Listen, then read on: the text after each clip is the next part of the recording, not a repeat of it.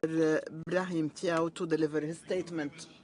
President, Excellencies, ladies and gentlemen, as we just heard from the Ministry of Foreign Affairs of the Kingdom of Saudi Arabia, Abdul Jubair, who is the Minister of State, we have a challenge ahead of us.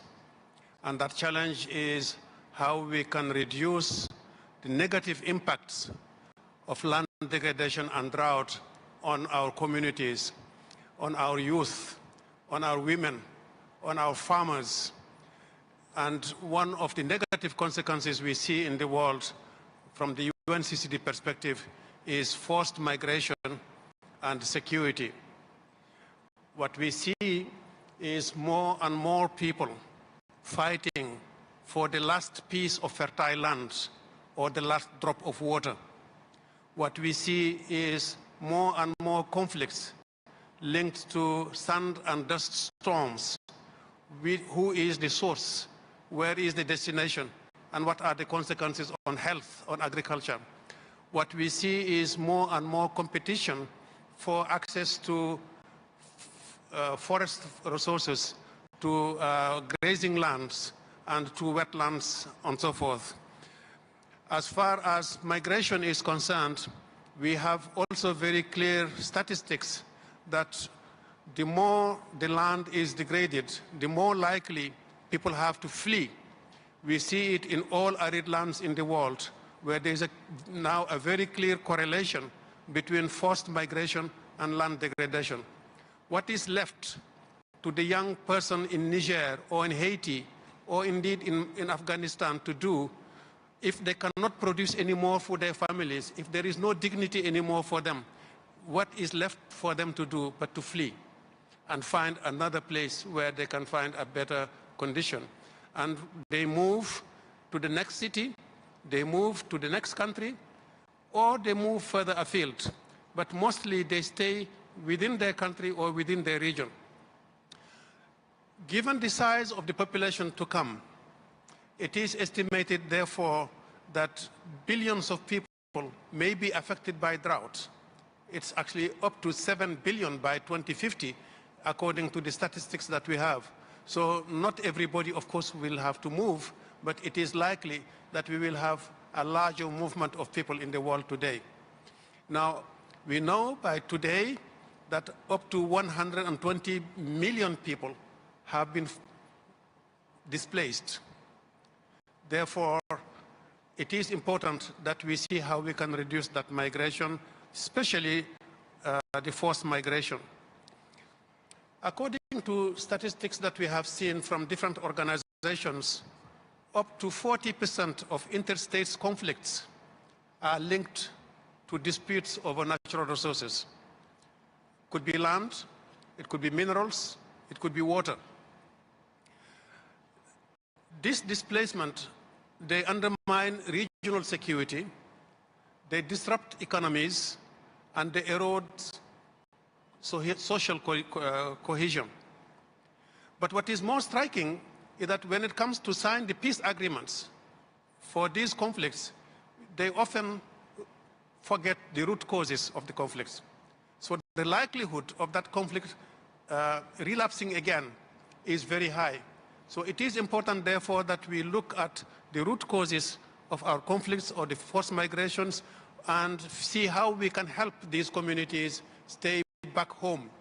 And one of the solutions we see as far as UNCCD is land restoration. Provide them, help them produce food again in their own land, help them get the dignity that they deserve, and help them educate their children and provide their families with the security that they deserve in order to stay at home. So one of the best ways of reducing forced migration is actually investing in land restoration, in agriculture, in sustainable production, and stay back home. Be safe there back home. They don't migrate because they want to kill themselves. But if there is nothing else to do, they have no option but to flee. Thank you very much.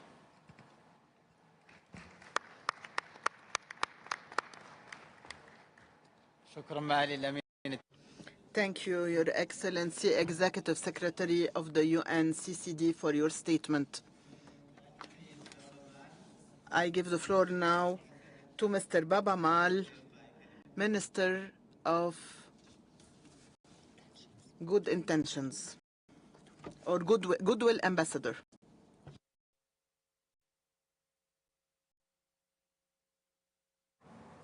Good morning, everybody.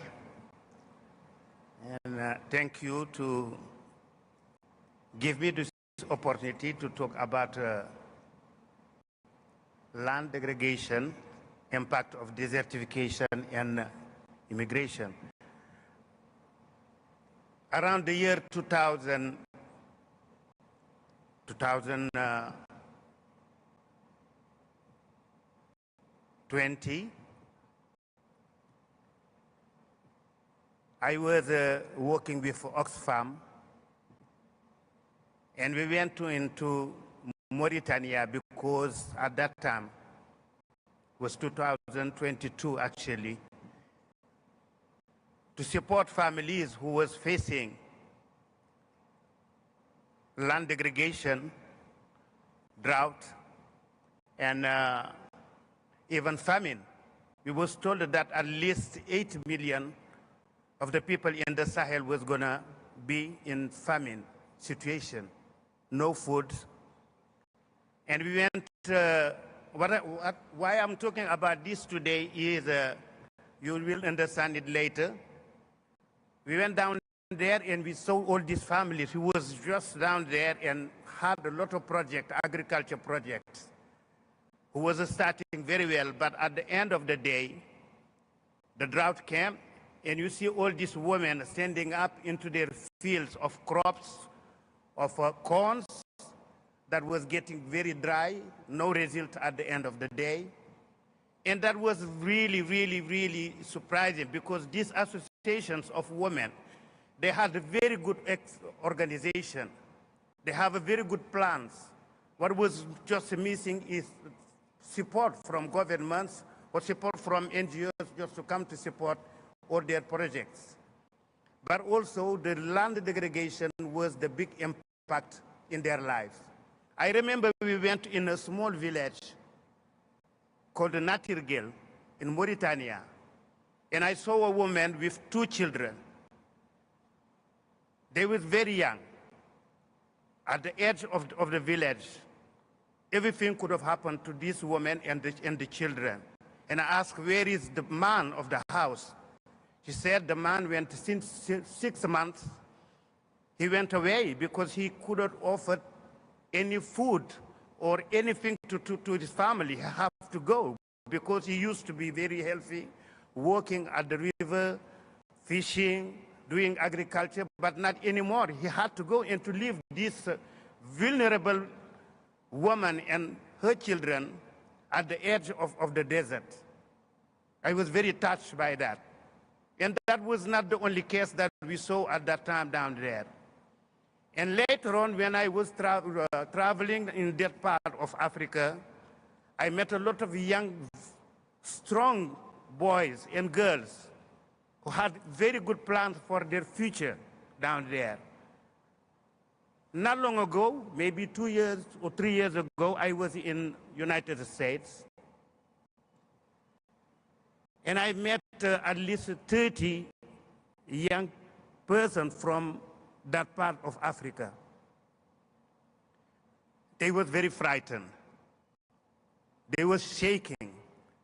You look in their eyes, you know that they don't know what they was trying to get there. They had to come. I asked them, they said they passed by Nicaragua, cross a very dangerous part of Latin America, and then come to illegally in the United States. And that day when I went to start my concert, I asked to people not to look at them like bandits. I said to them, if you go in Africa in certain time, these young people, they can welcome you very much. They're very proud. They're very noble people. But at the end of the day, like Ibrahim said, nothing was there for them to do agriculture, fishing or farming. And the parents sometimes, they come and say to them, why are you standing here? Why don't you go? Because all your friends in the village, they sell their lands. Some people sell their cows or their sheep and goats. They take the money and they go to Spain and take the plane and go to Nicaragua and to arrive in United States. If you are encouraged to do that because of land degradation, because of desertification, what can you do? You are not very well educated. You can't make any difference or what you're going to find down there or what you leave behind. So it's really dangerous for these people. I was very touched and I asked to people and said to them, please, these people, they don't come here because they are very poor. It's because of the situation that land degradation and climate change and desertification bring to their life. So please help them, because when you help any one of them, you help a whole family or you help a village. And please encourage them to get education and to be ready to go back, because Africa needs them. We need this generation. We have many big plans to develop ourselves, but without this generation, we can't make it happen. So I'm here today to say, every one of you, please, if you can't support these young people outside of Africa, or come to Africa to support some project of agriculture or development, you will make a change. Thank you very much.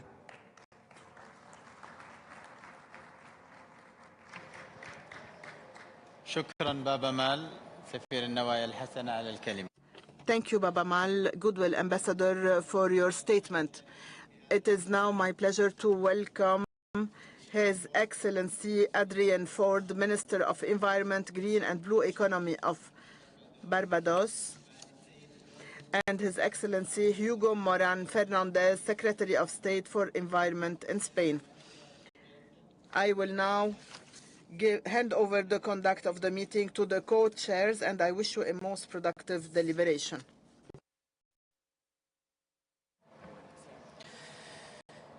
Muchas gracias, Presidente.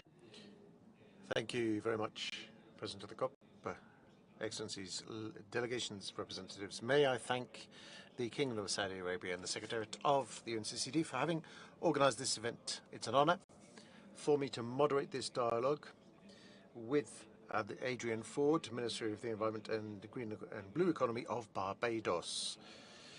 Land degradation and drought are the outcome of a huge number of factors, interrelated they are, which lead to the loss of productivity of land, the reduction of resilience in the face of extreme weather events, and gives rise to water and food insecurity, and it also forces rural communities to migrate in search of better living conditions. In the face of this global challenge, we absolutely must strengthen regional and international cooperation to mitigate the factors that cause migration and forced displacement. Such cooperation should happen coordinatedly and to find synergies between both countries and international organizations and other stakeholders in this context. Many things can be done to sustainable management of land, agroeconomy, sound management policies, and land tenure policies. Only together we'll be able to guarantee a sustainable and safe future for all, which is why this ministerial dialogue is so relevant for us. May I explain to you now how we will be working this afternoon? First of all, there will be two presentations. Two speakers will address you, after which there will be the ministerial dialogue, which will last around 2 hours. During the ministerial dialogue, the ministers and other high-level representatives who wish to do so can take the floor. So I would invite participants who wish to take the floor to ask for the floor by pressing the button on your microphone.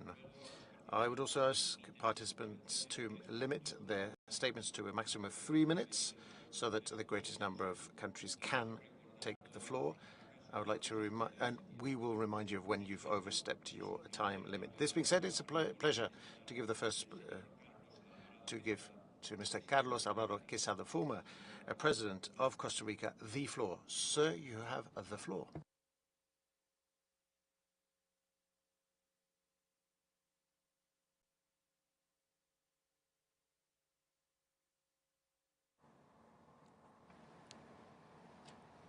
Voy a dar la palabra a continuación.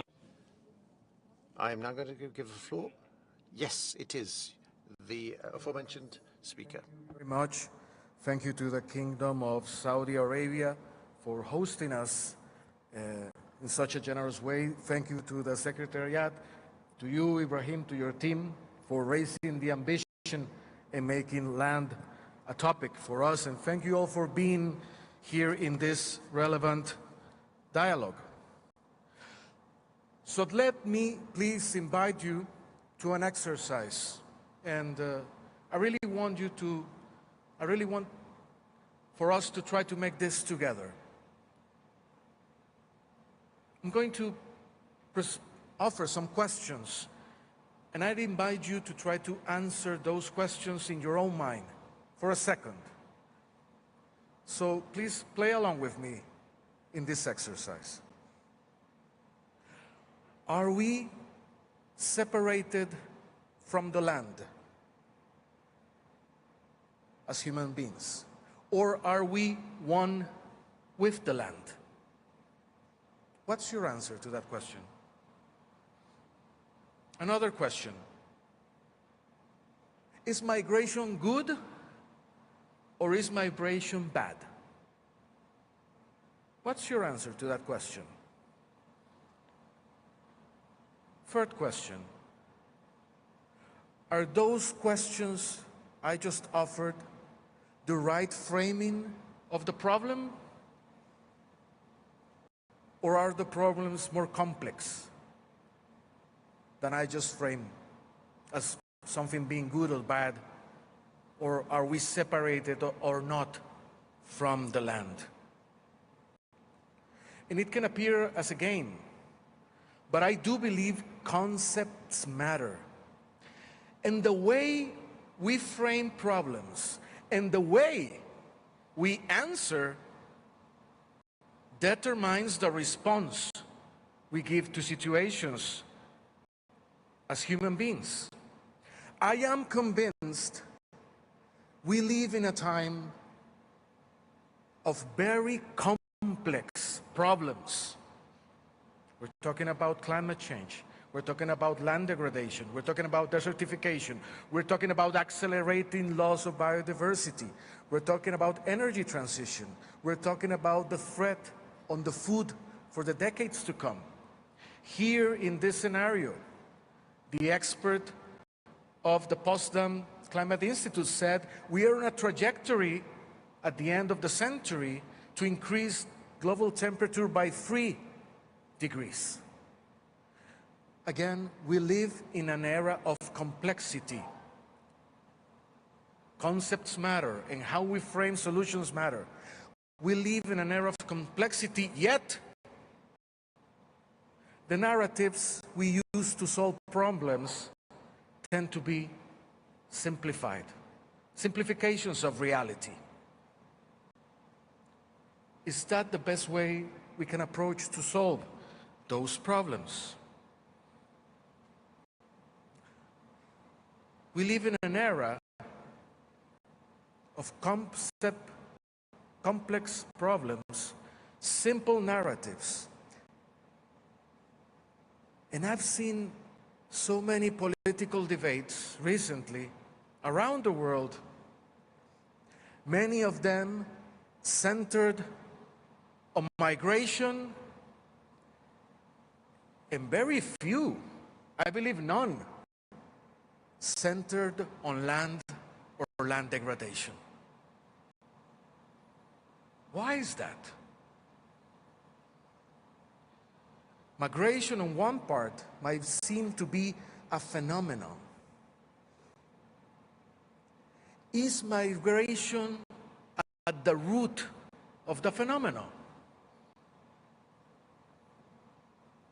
Sometimes it appears that land is at the root of the phenomenon, and yet we don't discuss about land.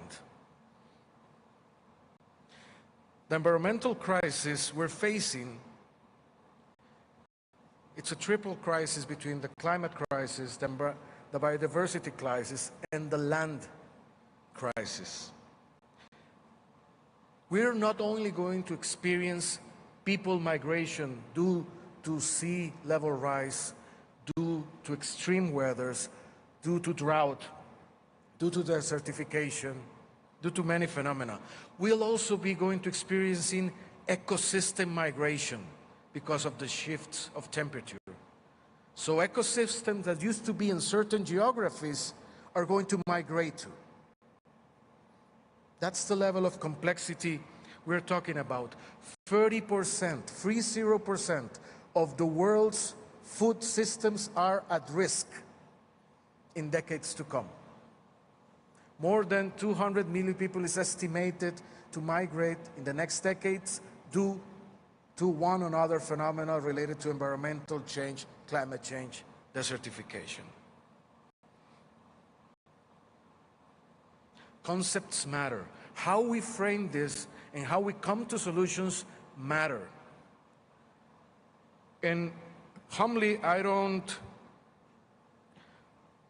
come here to argue that I have solutions to that.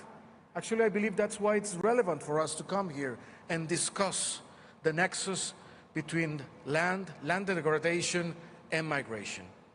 What I can offer are perhaps certain views, tips, if you want, of what I have found in the past years to be useful mindsets to address, to communicate, and to work with others, to find solutions. And I'll give 4 mindsets that I want to offer and share humbly today. One is embrace the nexus between land degradation, desertification, and migration with an open mind, with a fresh mind. Whenever we engage in these topics, we engage with stereotype often. We engage very often with prejudice. We require to engage these topics with an open, fresh mind. Because sometimes those stereotypes are misleading. They actually lead us to false solutions, to faulty debates, and not to help the people we serve. An open mind, a fresh mind. Second, to put the people, all the people, on the center of the debate. Because this is not a unidimensional debate. Sometimes the discussion about land, it's a discussion to enforce the right to stay. Because people want to stay where home is. But their land is disappearing. So something that we call adaptation, it's also the right to stay, or it's the right to work on the means to keep livelihoods for generations in what they call home. Sometimes it's the right to adapt. Because if temperatures keep the direction they are having, there are going to be places in which life is not going to be bearable. It's going to be literally impossible to stay. So there's a right for people to adapt in this case. So solutions are going to vary, also because the will of the people vary. But we have to keep an open mind into which is the best solution. Every adaptation is local. Every successful adaptation is the one that gives agency to the local community, not the one that strips and enforces a solution top-bottom. So then put the people at the center of the debate. Third, we need to get the finance right. Whatever the decision of adaptation and the will and the agency of the people is, it requires the appropriate funding, either to improve the quality of the land, either to do a relocation with dignity, either to move to contribute elsewhere, because also societies are going to be needing, for example, labor force, organized migration too. And that could be a win-win scenario. It's actually happening. But for that, we need to get the finance right. And a finance that is not rooted in the local, it's not a finance that's going to have the freedom and the agency to develop the solutions that are required. We need to unlock that finance, but also the means to make it effective. An open mind, putting the people on the center, get the finance right. And my final suggestion, advice, offering will be to embrace this with a lot of empathy, human empathy. Because we talk about land, we talk about energy transition, we talk about migration. At the end of the day, it's not the energy that is transitioning, it's not the land systems or the food system that are transitioning, it's not only migration that's happening. Who is transitioning is us, the human beings. As a joint family, it's on us.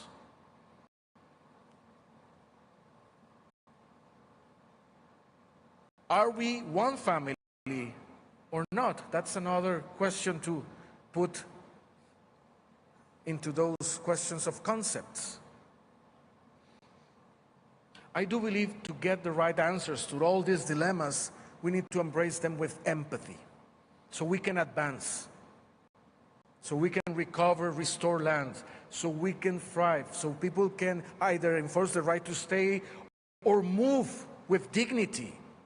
There's no one solution fits all.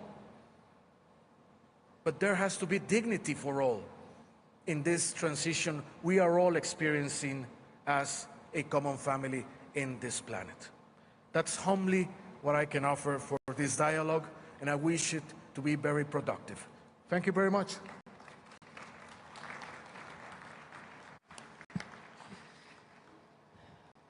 Agradecemos la intervención de Carlos Alvarado. I would like to thank Carlos Quezada for the intervention, and now I will give the floor to the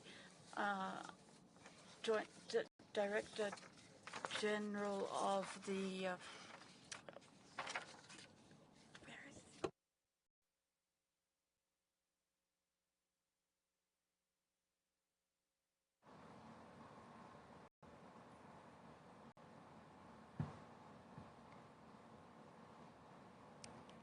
Excellencies, distinguished speakers, colleagues and friends.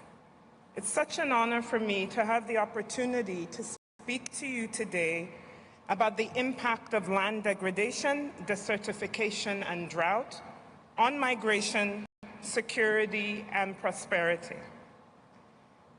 We face painful realities. Every year, tens of thousands are displaced, forced to abandon their land and livelihoods due to land degradation and drought. Last year, nearly 500,000 people were displaced by these factors, with half in Africa and the Middle East, regions which are already struggling with poverty and conflict. And we've already heard the Executive Secretary himself speak in much greater detail about this current reality.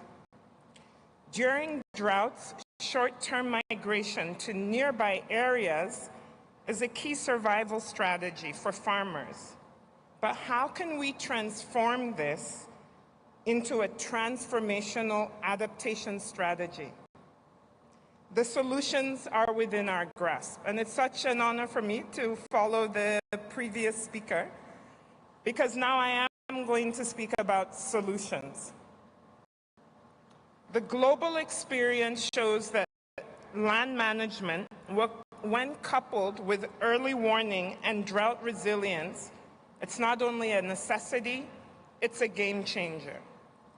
Because yes, indeed, as Carlos asked us, we are, of course, inextricably linked with our land, and land degradation is at the root cause of many times why people choose to leave or have no other option but to leave.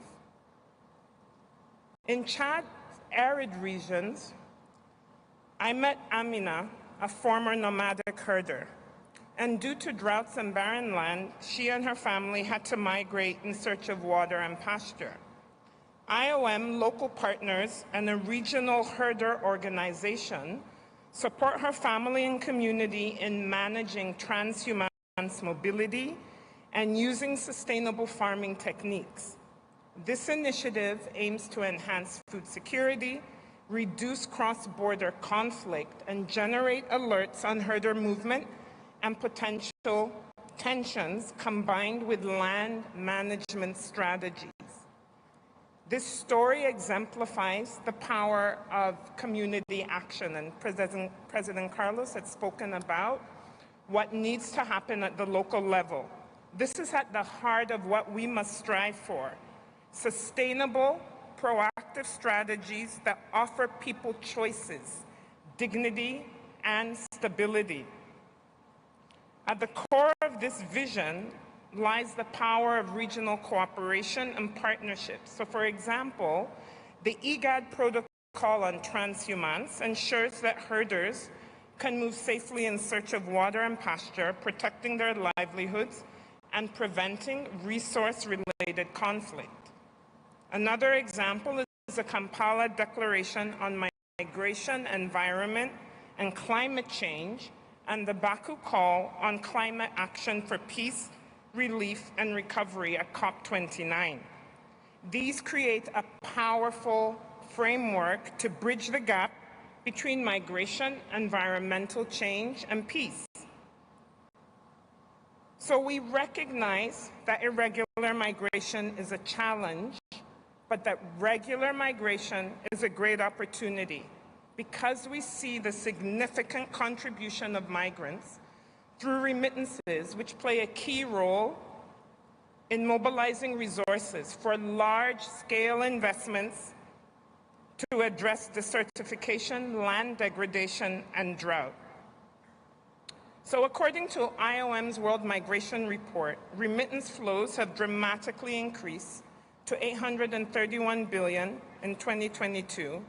And for developing countries, we know that these remittances are significant and more than 3 times ODA and FDI combined. Remittances have the potential to significantly boost household income, helping lift families out of poverty, and therefore increasing resilience in communities affected by desertification, land degradation, and drought. Beyond the economic capital of migrants, it's also about their contribution through their knowledge, network, and skills to build stronger and more resilient communities. So now let's go to Iraq, in the Kurdistan region, where Farzan Najmuddin, who's a member of the diaspora in the Netherlands, launched a pilot project to improve agriculture in the face of water scarcity and drought. By leveraging diaspora knowledge and skills transfer, new partnerships and initiatives, these were formed across borders. This is an individual story, but it's an example of how solutions we know work, reach the most vulnerable, and are impactful at the local level. These we must take to scale. Furthermore, the industries which are impacted the most, such as agriculture, are among those with the highest concentration of migrant workers. Connecting these workers with green skills and knowledge is essential. And we know that the demand for green skills is already much higher than the availability. And land degradation, addressing land degradation, is not going to happen without building these green skills and knowledge. And governments can support this transition by creating labor migration pathways that build resilience to desertification and drought while protecting the rights of their migrants. So UNCCD has led efforts to integrate migration into environmental policies, with COP decisions encouraging positive measures to address drivers of irregular migration. As negotiations continue, let's remember that regular migration can be part of the solution. By prioritizing early warning systems, conflict-sensitive land management, and inclusive governance, we can reduce drivers of irregular migration and align with the UN Sustainable Development Goals, particularly Goal 15 on life to land and Goal 16 on peace and justice. So let's commit to regional cooperation, strengthen partnerships, and create sustainable solutions to address the root causes of irregular migration and conflict, to restore our lands, to manage our water, and to support communities that are most vulnerable. Because we know, and I say this from IOM, because we're in communities in 170 countries around the world, we know that when we speak to community members, they want to stay. They want the capacity, the skills, and the opportunity that will give them solutions to stay. And we must support these, whether it's with the finance, whether it's with the skills, whether it's with the innovation and the knowledge. And this way, together, we can, we will, and we must have lasting impact. I thank you.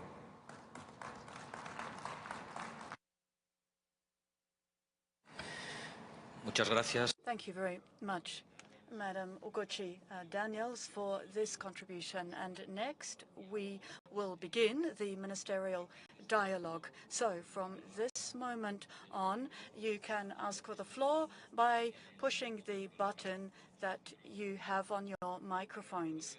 And let me recall once again that I would ask you please to limit your statements to 3 minutes so that we can have the largest number of participants taking part. And to cover all of the requests, we will be rigorous about keeping the time. Now, I would first give the floor to Jordan, to be followed by Kazakhstan. Jordan, you have the floor. Thank you, Mr. President. Ladies and gentlemen, excellencies, when speaking about land degradation, we need to link them to refugee crisis and their negative impacts. Land degradation is a reason of forced migration because of lack of livelihoods. Refugee crisis and migration are one of the most important causes that lead to depletion of natural resources of host countries due to the increase of the population. Land degradation is not a new challenge facing the world. It is an accelerated phenomenon. International statistics show that 40% of the land are deteriorated, and 100 million of hectares of productive land are subject to degradation. In the past decades, Jordan has faced many migration flows, which led to an increase of pressure and demand on water resources, natural resources, and land. 1 out of 3 persons living in Jordan is a refugee, and this increases the pressure on our infrastructure and our natural resources.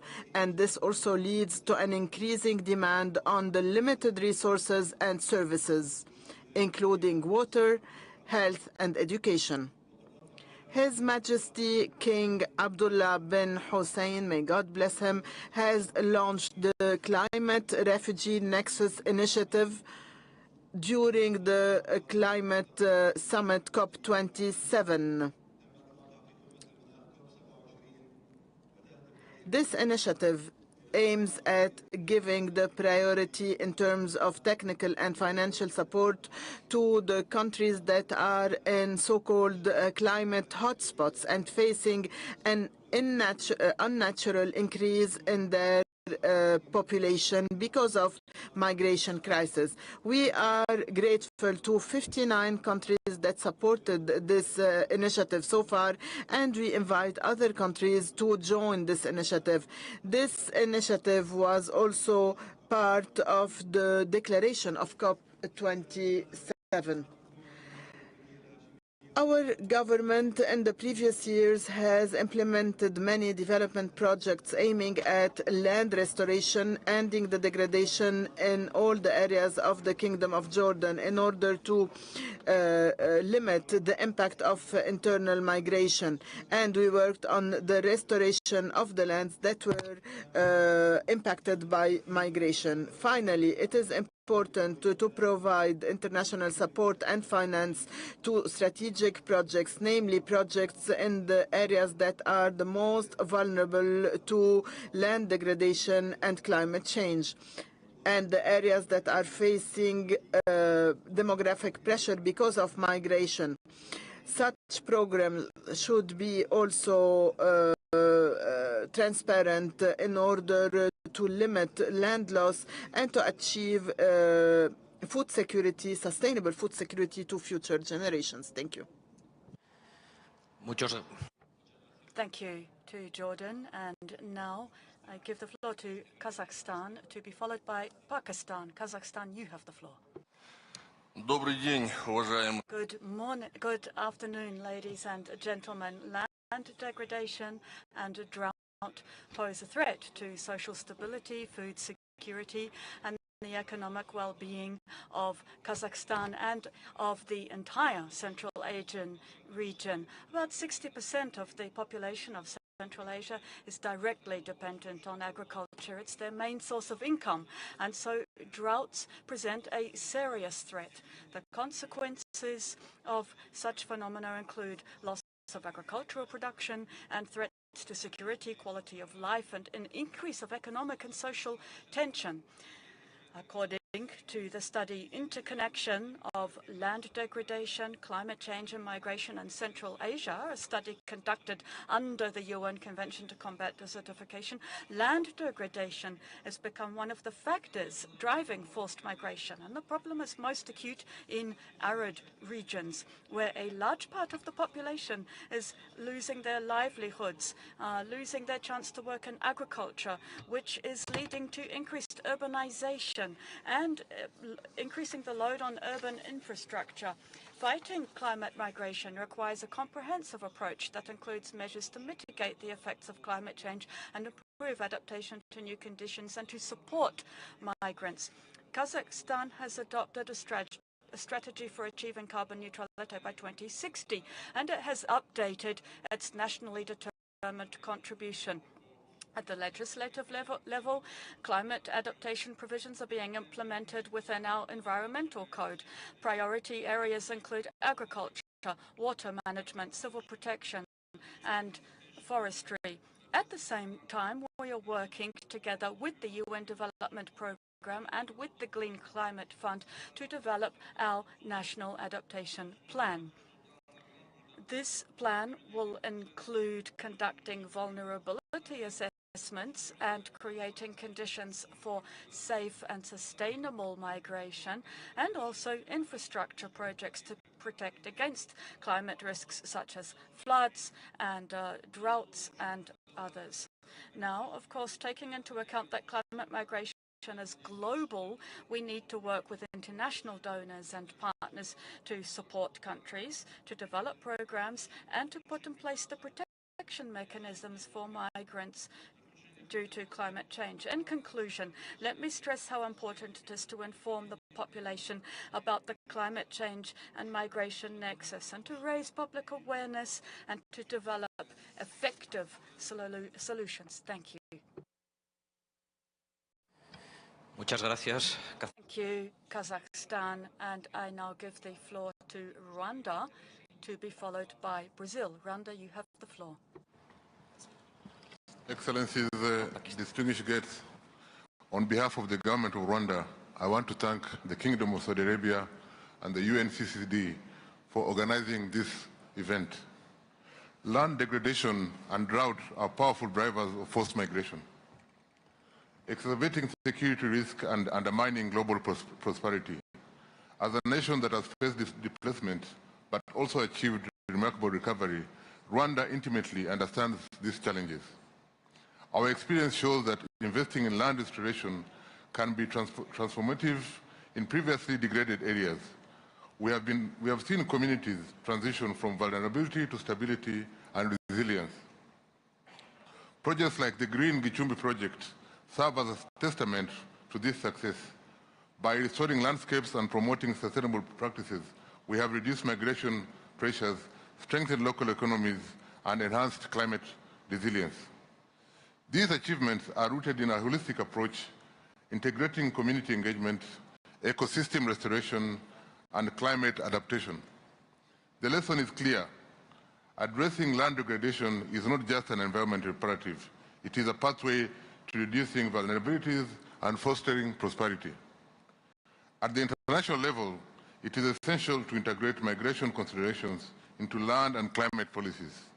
This includes creating sustainable livelihoods, supporting renewable energy transitions, and scaling up ecosystem restoration efforts. Such investments will open doors for vulnerable populations, reducing the need for migration and strengthening security and development. Rwanda stands committed to working with all nations to address land degradation and drought as global challenges. Together we can turn risks into opportunities for inclusive and sustainable growth. Shukran jazilan. Muchas gracias, Rwanda. Thank you very much, Rwanda. And now I give the floor to Pakistan, to be followed by South Sudan.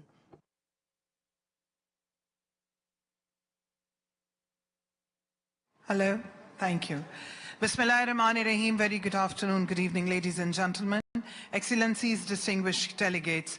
I extend my sincere appreciation to UNSCCD Secretariat for organizing this vital dialogue on this issue of profound concern for the countries like Pakistan, which is at the forefront of the disaster-induced forced migration due to the droughts and other climate vulnerabilities. Pakistan has been designated by UNCCD among the top 23 countries facing a major drought emergency. During 1997 to 2003, Pakistan faced the worst drought in 50 years, mainly in the provinces of Balochistan and Sindh, impacting some 3 million people and 7.2 million heads of livestock. Excellencies, climate change is expected to push over 143 million people to migrate internally by 2050 in sub-Saharan Africa. South Asia and Latin American, which would be around 2.8% of the population of these regions, they will migrate due to water scarcity, rising sea level, and storm surges. In South Asia, approximately 5.25 million people were displaced in 2021 due to disaster. In 2022, Pakistan recorded highest number of migration persons, with 1.2 million people migrated due to devastating floods, which the climate modeling estimate that by 2050, Pakistan will have nearly 2 million climate migrants within its border. In South Asia, water availability is projected to increase over broad spans of the continent through the end of the century, but to decline in Afghanistan, northeastern Pakistan. Dear Excellencies and distinguished delegates, Pakistan is committed to advancing UNCCD objectives, but urges collective global action to ensure sustained future for the vulnerable and marginalized communities. Since independence, losses worth over $68 billion have been sustained by Pakistan's economy by virtue of hydrometeorological disaster, with $48 billion losses due to historic event 2010 and 2022 floods. Excellencies, Pakistan has adopted a multi-pronged approach to financing land restoration and drought resilience. Pakistan has developed National Adaptation Plan in 2023. National Adaptation Plan identifies estimated financial needs of the country to tune of $152 billion by 2030. Bridging the financing gap for land restoration and drought resilience demand global collaboration. Pakistan's call upon the international community to uphold the principles of the common but differentiated responsibilities and capabilities under the Rio Convention to ensure the developing nations receive equitable access to global climate finance with simplified access and greater flexibility for implementation of national drought plans to protect their people and ecosystem and continue to actively contribute to the global sustained development goals. Thank you very much for your attention. Excellencies and distinguished guests. Gracias. Thank you to Pakistan, and I would now give the floor to South Sudan, to be followed by Tajikistan. South Sudan, you have the floor. Thank you, Chair, Excellencies, and distinguished participants. On behalf of the government of the Republic of South Sudan, I would like to add my voice to thank the Kingdom of Saudi Arabia for hosting the COP16 and for the warm hospitality accorded to us since our arrival to this country. Reflecting on yesterday's discussion, I was struck by how our digital agriculture projects in South Sudan resonated with many of the points raised here. Drought and in turn land degradation has a deep impact on a country's long-term food security.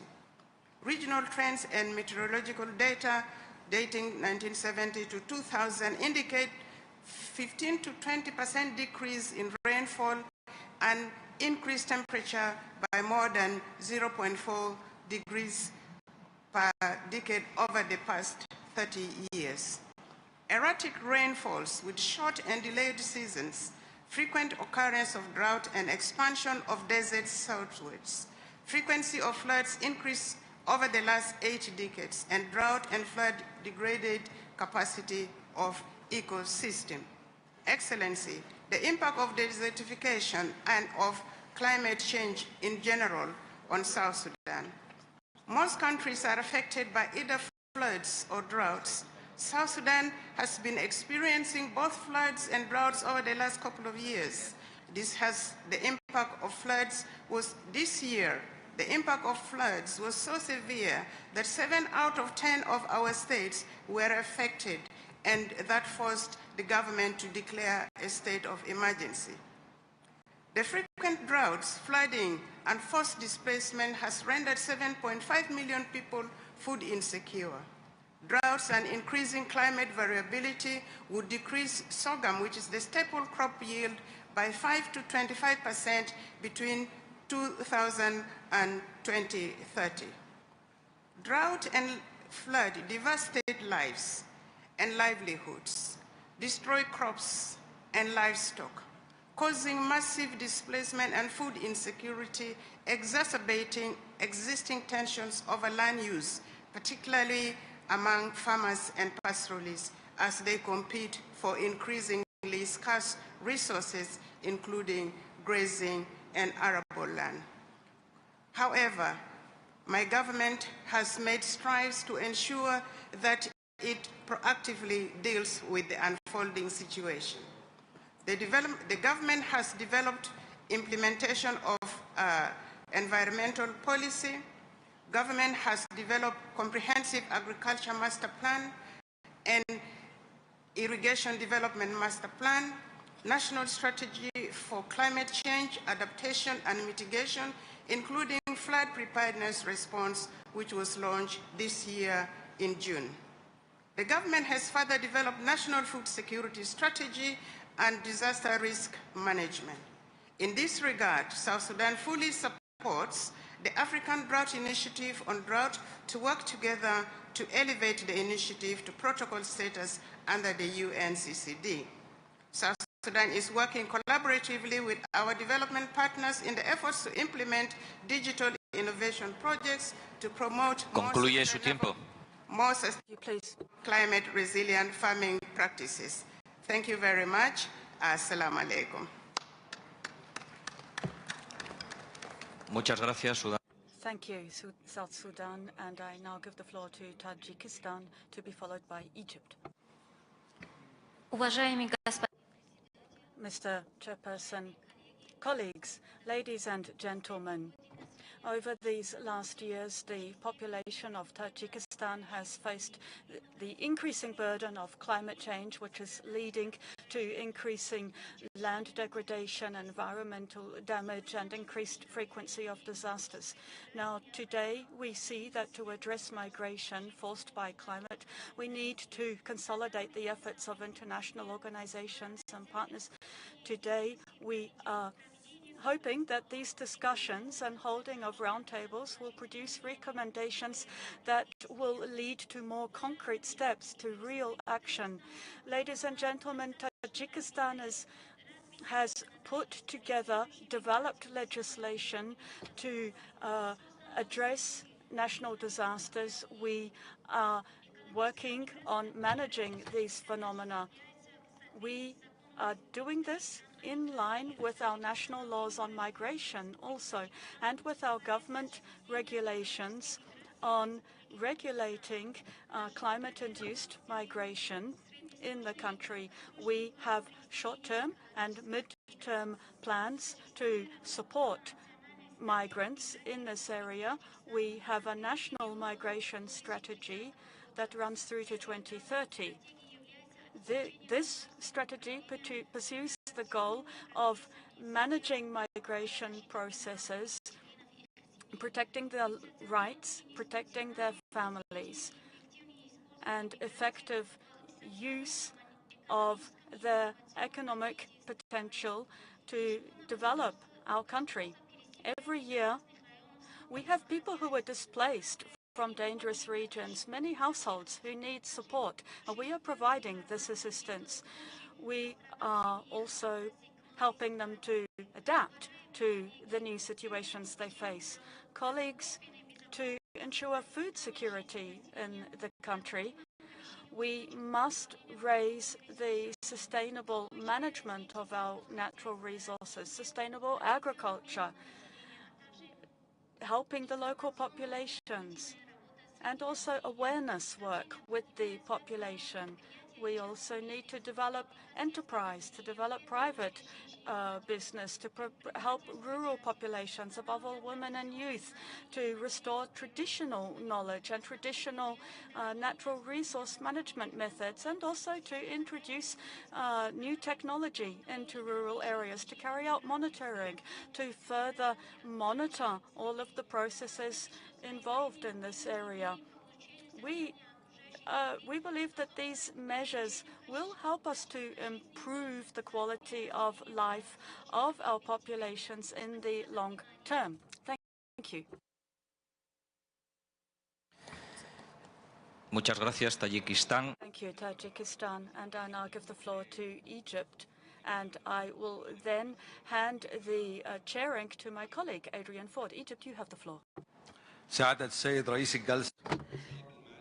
Your Excellency President, dear delegates, Excellencies, allow me to express our gratitude to the government of Kingdom of Saudi Arabia and its people for their warm hospitality, and we would like to congratulate them on the excellent organization of COP16, and we hope that we will be able to achieve results that will lead to facing land degradation and facing drought around the world. Ladies and gentlemen, the problem of desertification is one of the most important challenges that we are facing as the human family on this planet.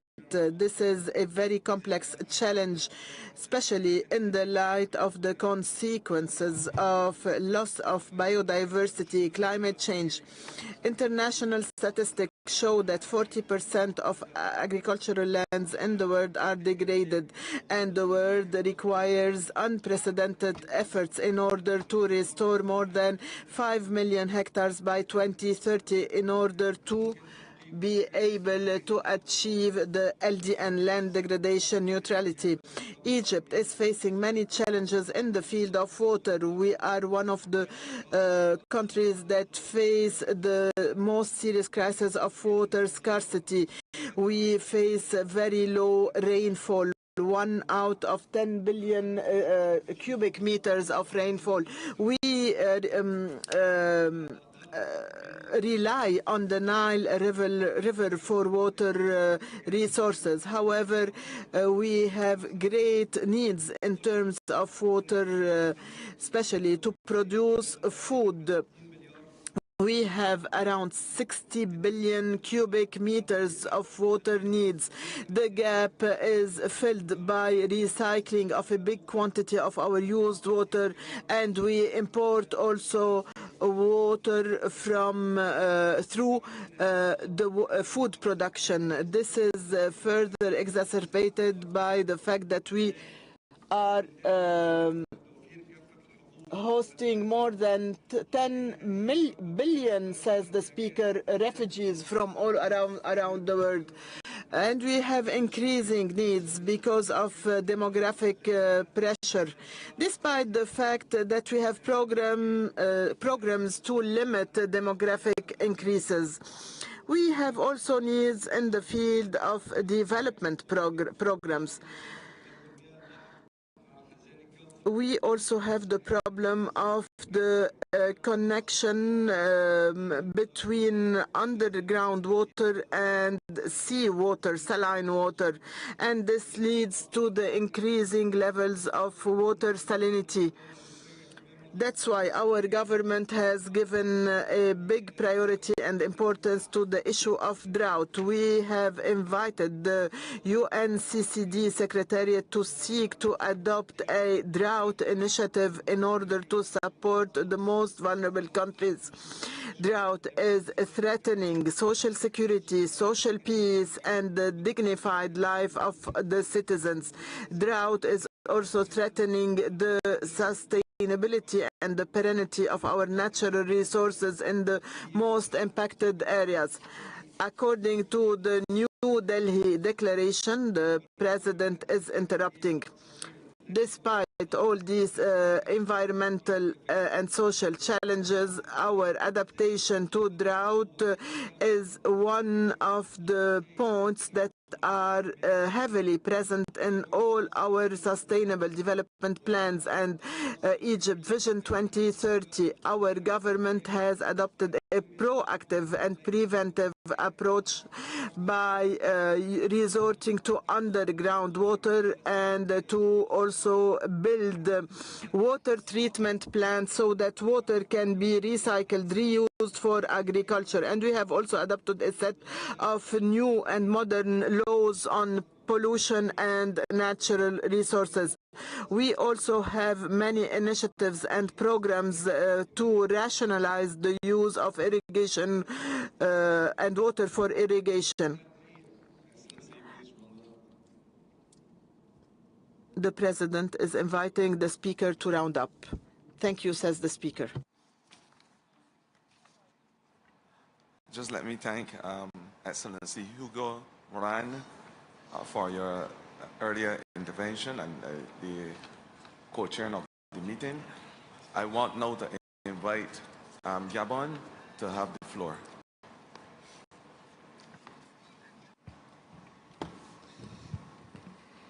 Monsieur le Président.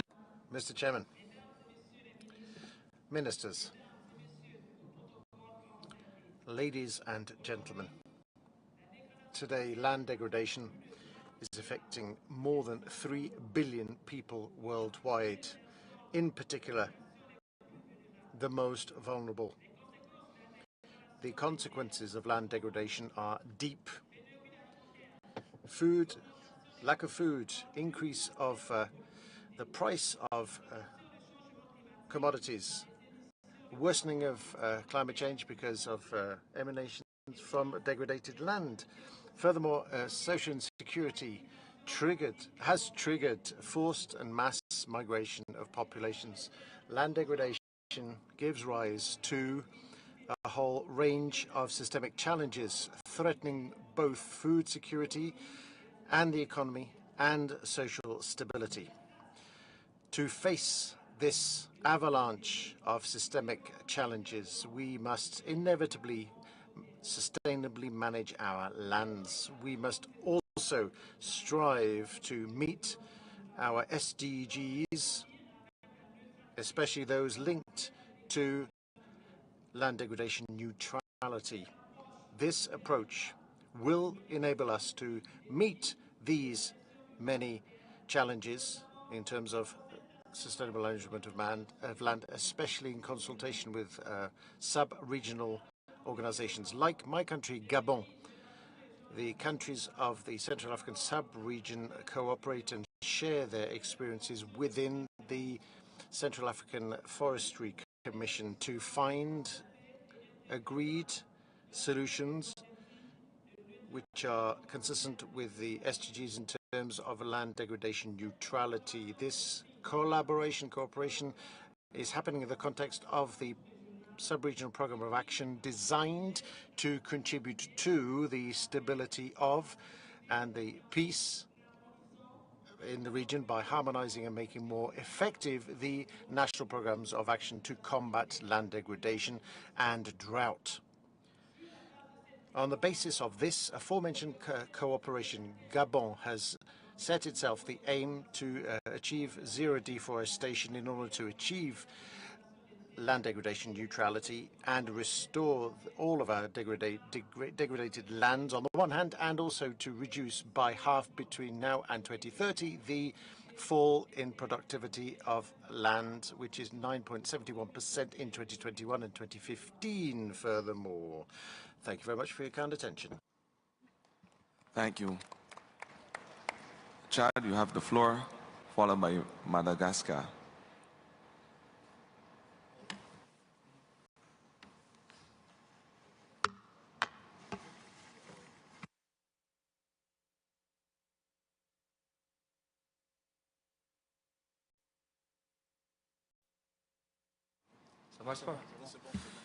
Merci, Monsieur. Thank you, Mr. Chairperson. Thank you for giving me the floor. Ladies and gentlemen, the impact of drought and land degradation are visible now all around the world and a harsh reality for the African continent.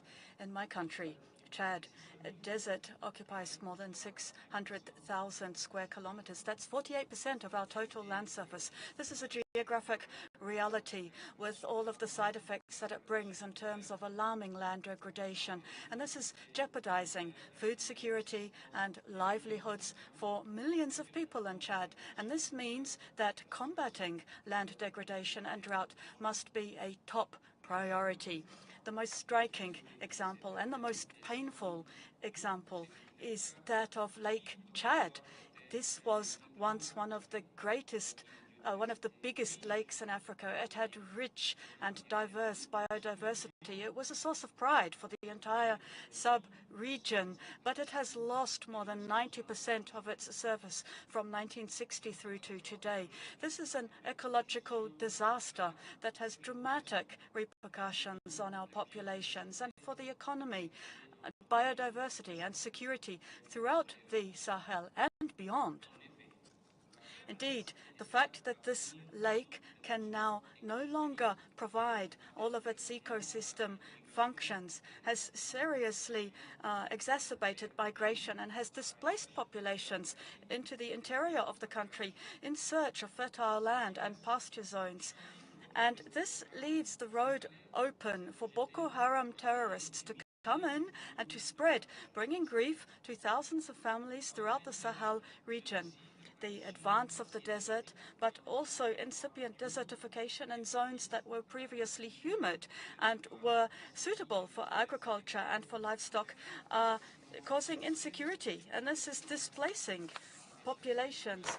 This is leading people to go in search of new lands, and this is a source of conflict between populations. So, faced with all of these challenges that require concerted and ambitious action, under the enlightened leadership of His Excellency Mohamed Idriss Déby Itno, President of the Republic of Chad, our country is now engaged in trying to reverse this land degradation trend. Acting in line with the Bonn Challenge, we plan to restore 5 million hectares of degraded land through reforestation.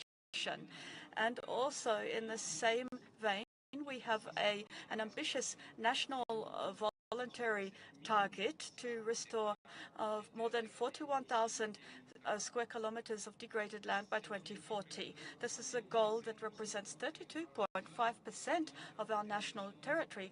And this shows how determined our leadership is to take up this existential challenge for today's population and for the coming generations. Ladies and gentlemen, these are just some of our efforts.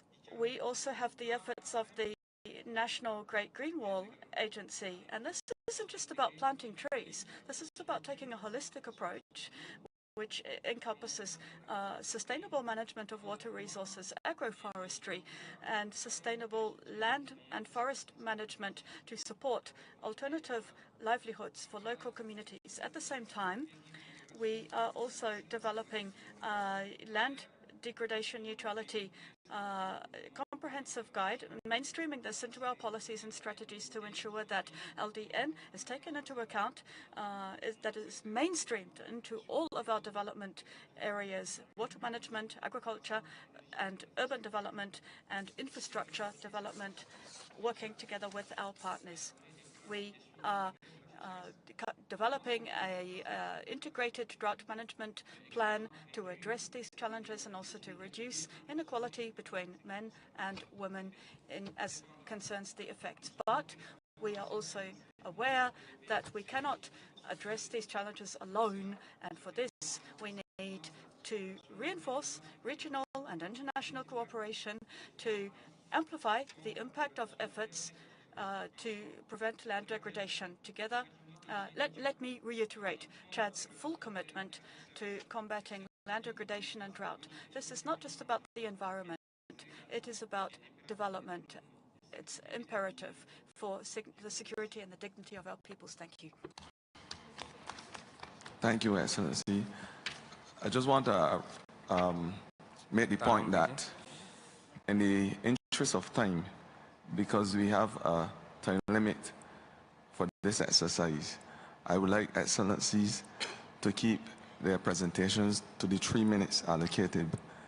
I think that we are running a little bit behind time at this moment, so I'm indulging you to keep your speeches to 3 minutes. Madagascar, you have the floor. Thanks. Thank you, Chairs. So, in many countries, you can see internal migration or international migration as an opportunity that can create wealth, that can create opportunities. These are the migration of families that seek for a better future. In our country, we are facing internal migration, but which is caused by the survival instinct because of land degradation. Some regions of Madagascar are not livable anymore. And this year we released a study with the World Food Programme stating that 13 out of 24 regions in Madagascar are affected by desertification. In response to this issue, and under the leadership of His Excellency President of Madagascar, André Rajoelina, and Prime Minister Nsai Christian, with partnership with UNDP and IOM, Madagascar has developed a strategy on internal migration until 2026, focusing on the regions of Mena Bay and the 3 regions of the south. A key initiative involving many ministries, and this strategy has been turned into concrete actions. We can talk about the innovative land reserve approach. The creation of the basic land reserve of more than 6,000 hectares represents an innovative approach to providing alternative livelihoods and land for migrants. The objective is to alleviate pressure on the biodiversity-rich forest of Mena Bay Antmin by offering sustainable land use alternatives. We have also concretized the Green Title Program. It's implemented as part of the Land Access Facilitation Program through the National Land Program Second, as well as the Land Redistribution Program under the Green Title Project of the Malagasy government. We have shifted some agricultural cultures and challenges. Migrants, particularly those who previously cultivated maize, are increasingly turning to peanut cultivation. Additionally, Madagascar is currently implementing the project promoting the climate resilience of populations affected by climate change in the Bas-Tiribin in collaboration with the IOM. This initiative focuses on land restoration and the establishment of new investment zones for migrant populations. The GIZ supports Madagascar in the north in providing support for the land restoration project, land tenure security, and land allocation for local population in the northern part of Madagascar in partnership with LL and DEV. All of that to say that we need to also first secure the home and the houses of these livelihoods and to prepare the new places where these families are migrating. We need a 360 approach, and the Malagasy government is simultaneously promoting sustainable land use, food security, and resilience among affected population. I thank you. Thank you. India, you have the floor, followed by Nicaragua.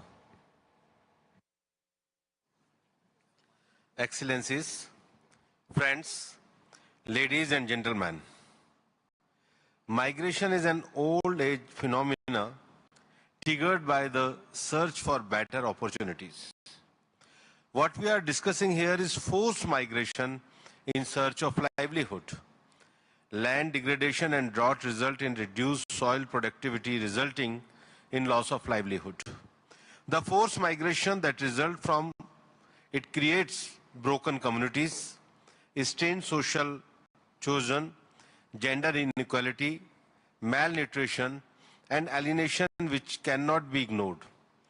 In his address at the UNCCD COP16 in 2019, India's Honorable Prime Minister Shri Narendra Modi ji emphasized that, I quote, "Human empowerment is incomplete without a focus on land degradation.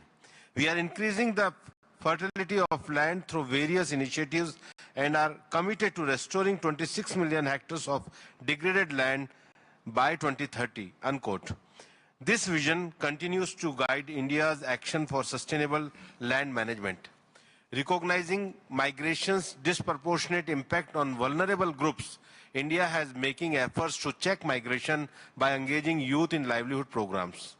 India's experience highlights the critical role of nature-based solutions, regional collaboration, and prioritizing vulnerable communities in addressing forced migration and ensuring security.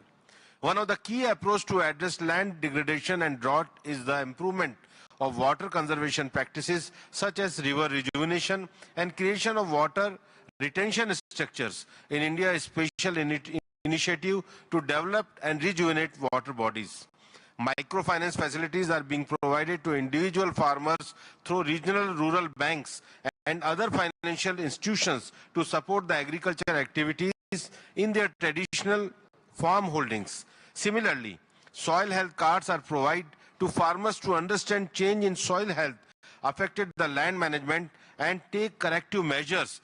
These interventions are expected to discourage migration.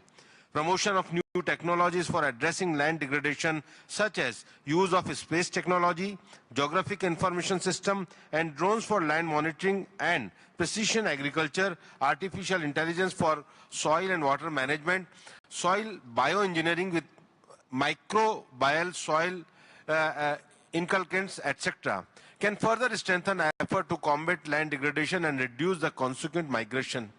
These technologies, along with financial support, need to be shared with developing countries, especially those with acute land degradation issues. India believes with the collective and focused efforts, we can achieve the sustainable development goals related to life and land and peace and justice, which will build a future where prosperity thrives on the foundation of sustainability. I thank you all. Thank you, India. Brazil, you are next, followed by Italy. Ladies and gentlemen, drought and land degradation represent interconnected global challenges with profound implications for the stability, security, and livelihoods of our peoples and communities. In Brazil's semi-arid region, where family farming predominates, productivity losses exacerbate poverty, intensify land conflicts, and drive migration to overcrowded urban centers. In response, Brazil is revising and strengthening its Brazilian Action Plan to combat desertification and mitigate the effects of drought, which will guide actions for the next 20 years. This plan, developed with the participation of over 1,200 representatives from government, civil society, science, and the private sector, reflects our commitment to participatory and effective solutions. Brazil has a long tradition of sustainable land management and adapting to drought. While new challenges emerge, such as the appearance of arid areas in regions previously unaffected, past public policies have proven effective. Expanded access to water, infrastructure, and technical assistance have reduced migration rates. The semi-arid region, which is the most threatened by desertification, land degradation, and drought, now accounts for 37% of Brazil's family farming, making it the territory with the highest proportion of family farmers in the country. We need evidence-based public policies that have demonstrated success, such as the 1,200,000 cisterns program, food acquisition initiatives, and subsidies that guarantee minimum prices for socio-biodiversity products. These programs strengthen local economies and foster community resilience. To address these challenges, we must integrate ecosystem restoration and nature-based solutions with climate adaptation policies, sustainable value chains, soil preservation, ensuring water available in both quantity and quality. In addition, Brazil is structuring its new national adaptation strategy with sectoral plans focused on food security, traditional peoples and communities, and family farming. Although we have made progress, challenges such as access to land and the need to expand infrastructure remain.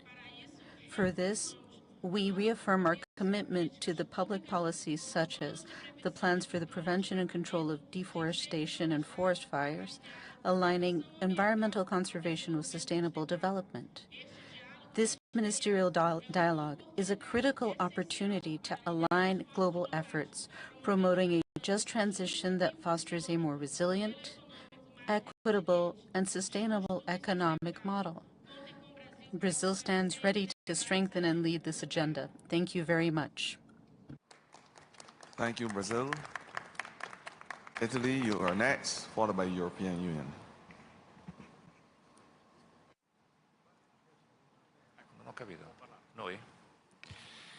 Excellencies, distinguished delegates, ladies and gentlemen, it's a privilege to address this Assembly and share Italy's perspective in the urgent challenges posed by desertification, land degradation, and their far-reaching consequences, including forced migration and regional instability.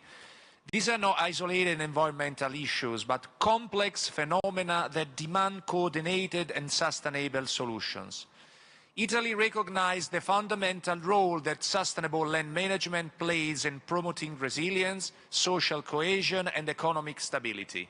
Our commitment to this cause is reflected in decades of international cooperation and initiatives aimed at addressing these challenges, particularly in regions most vulnerable to the effect of desertification. Africa, a continent deeply affected by land degradation, has long been a focal point of Italy's engagement. Historical projects such as the integrated Keita project in Niger exemplify how targeted intervention can transform arid landscapes into productive ecosystems. This initiative reclaimed thousands of hectares and established a foundation for community-driven land management that continues to inspire similar efforts. Building on this legacy, Italy supports initiatives that address the root causes of environmental degradation and its socio-economic impacts. The Amaravati program in Africa focused on early warning system for drought and disaster resilience, highlights our commitment to empowering communities with tools to adapt and mitigate environmental crises. Italy's contributions align closely with the objectives of the United Nations Convention to combat desertification. We understand that land restoration goes hand in hand with the conflict prevention, particularly in regions where resource scarcity exacerbates tensions. Under this aspect, water management is another cornerstone of our approach. Ladies and gentlemen, central to our efforts is the principle of partnership. Desertification and migration are challenges that no country can tackle alone. Italy, through the Rome process, has worked to bring nations, organizations and communities together to share responsibility and act collectively. This dialogue has laid the groundwork for practical solutions that foster regional stability and global solidarity. As we come together in this forum, let us reaffirm our collective commitment to addressing these pressing challenges by restoring lands, strengthening livelihoods and promoting stability. We can create a future where migration is a choice, not a necessity. Italy stands ready to work with all partners in this endeavor, fostering collaboration and innovation to turn the tide of desertification into a path toward resilience and opportunity for all. Thank you. Thank you, Italy. European Union, you are next, followed by Nicaragua. Excellencies, dear co-moderators, dear colleagues, let me thank you first, the Presidency and the UNCCD Secretariat for organizing this dialogue. Our livelihoods all around the world depend on natural resources. Instability, social tensions, conflicts, and forced displacement can all rise if these become scarcer. Fighting the interlinked crisis of climate change and environmental degradation is one of the most important tools of conflict preventions we have. We need to start thinking about investing in preserving natural resources as an investment in peace. Land in particular is a natural resource with special value to humanity. The EU's nature policies are crucial elements for the EU to act against desertification, land degradation and drought. Not only that, in our experience, nature restoration is an investment that pays off. For every euro invested, we will get at least 8 euros in return. Land degradation is a pervasive, systematic phenomenon that affects all parts of the world and can take many problematic forms, including soil erosion, deforestation, desertification, and pollution. The rise of land grabbing in rural areas, coupled with insecure land tenure for local communities, contribute to unsustainable land use and to the forced displacement of the most vulnerable. The complex impacts of environmental degradation and climate change on displacement and migration patterns deserve our highest attention. In many cases, climate change and environmental degradation exacerbate the already existing vulnerabilities of many communities. Therefore, enabling safe legal pathways, which are key for regular and orderly migration, can be one of the best chances of coping with the worst impacts for some people, to promote livelihood, diversification, and to reduce pressure on ecosystems. Voluntary legal migration can act as a potentially positive response to the impacts of land degradation and climate change. Sustainable land management and drought resilience are essential building blocks to ensure global stability, security, sustainability, and prosperity. The EU welcomes that important initiatives such as the Sustainability, Stability and Security Initiative in Africa will be part of the discussion of this conference. The EU also welcomes the collaboration established between the UNCCD Secretariat and the International Organization on Migration. Thank you. Thank you. Nicaragua, you have the floor, followed by Ukraine.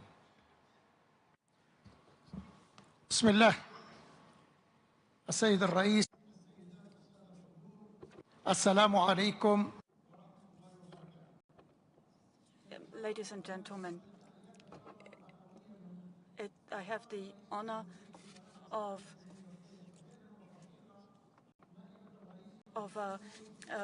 passing on the greetings of our President, Daniel Ortega Saavedra, to all countries here, and in particular to the government and the people of Saudi Arabia for their hospitality in hosting this COP16. Nicaragua is raising its voice before the great powers of this world, the powers that are ignoring their historical responsibilities, and we demand greater technological and financial efforts to create fair conditions, allowing the developing countries to address the global environmental challenges. This COP16 is the moment to reiterate that we need a respectful dialogue, a fair dialogue between all, knowing that the developing countries are working for their independence, while the developed countries are ignoring their climate responsibilities.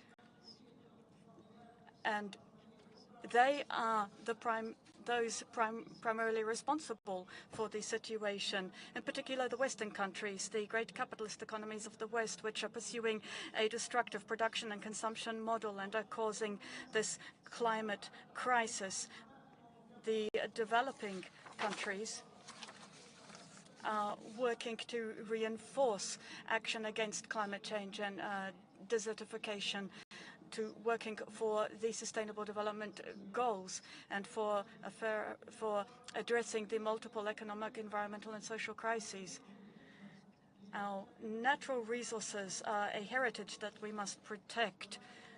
To do this, our President, Daniel Ortega, and our Vice President, Rosario Murillo, have engaged in policies that work to bring together economic development and protecting the environment. We call on the countries of the global north, which have shown a lack of commitment, to support the international efforts against desertification. Our Vice President is saying that what we are calling climate change and desertification and drought is not this. It is destroyed land. It's the plundering of Mother Earth. And so we need to take a new approach, a civilization-based approach to protect Mother Earth, to protect nature. We are the representatives here who could do this. We have to put nature at the center of our priority, following the principle of common but differentiated responsibility. This is crucial if we are to succeed. Mr. President, we are facing pollution. We are facing biodiversity loss.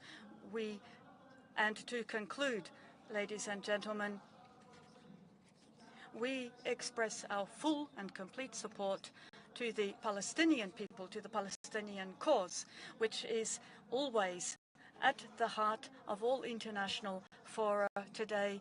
And for the sake of our conscience, we insist for justice on the Palestinian cause and for the Palestinian people to have their inalienable right to have their state within their internationally recognized borders. Thank you. Excellencies, I must continue to reiterate the importance of keeping your speeches to 3 minutes. We are very, very limited as it relates to our time. Please, Ukraine, you have the floor, followed by France. Good afternoon, Excellencies and distinguished delegates. On behalf of the government of Ukraine, I extend my sincere gratitude to the Kingdom of Saudi Arabia for hosting the 16th session of the Conference of the Parties to the UN Convention for Combating Desertification. As a party to the convention, Ukraine fully supports global efforts at improving land productivity, restoring ecosystems, and promoting sustainable land and water resource management in line with the international law. In this context, I must highlight the extraordinary challenges Ukraine faces due to the ongoing unprovoked and unjustified aggression of Russia. The war has caused unprecedented destruction to ecosystems, including contamination of land and water resources, and created significant risks of desertification in affected areas. Just one example, the deliberate destruction by Russian forces of Kakhovka hydroelectric power plant in the central part of Ukraine resulted in catastrophic environmental damage, including the loss of wetlands of international importance and overall Ukraine's agricultural capacity. Ukraine urges all nations committed to upholding international law and environmental protection to support the implementation of President of Ukraine peace formula, particularly its focus on ecological security. Furthermore, we call on the parties to the Convention to adopt measures to halt Russia's environmentally destructive actions which undermine the Convention's shared goals of protecting and restoring land resources. I kindly request that this statement be included in the final conference document. Thank you. Thank you, Ukraine. France, followed by Bolivarian Republic of Venezuela.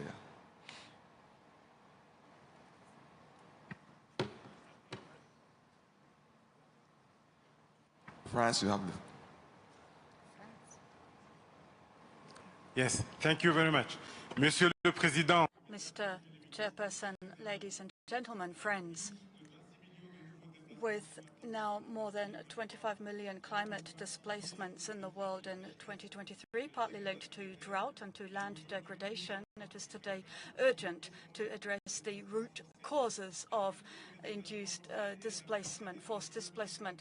This is one of the crucial issues involved in economic and social development and prosperity. And France, in this respect, believes that community resilience cannot be ensured if we do not take an approach that recognizes the development, security, and peace nexus. These synergies must be at the core of the regional partnerships, the multilateral partnerships, and this must be built around committed action at the local level by the competent authorities. And in this context, France welcomes the engagement of the Secretariat and the states parties to operationalize the sustainability, stability, and security initiative, the 3S initiative, working with the IFAD. France also welcomes the development of the guide on the rural-urban nexus prepared, and the partnership prepared by the Secretariat with UN Habitat, and we encourage the dissemination of this work to raise awareness about soil health impacts. It's this kind of interagency cooperation that allows us to take a holistic and effective approach.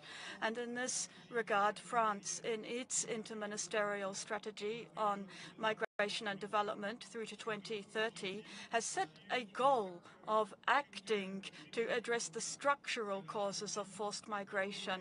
And this means that we need to coordinate responses and long-term actions, taking into account the migration dimension in our different policies, our different development policies, everything to do with climate and the environment. And so our development agency, in the context of the crises we face, we are working to respond to the immediate needs of people, of migrants, to avoid saturation of the basic services, to work to address the root causes of conflicts and natural resource-induced conflict.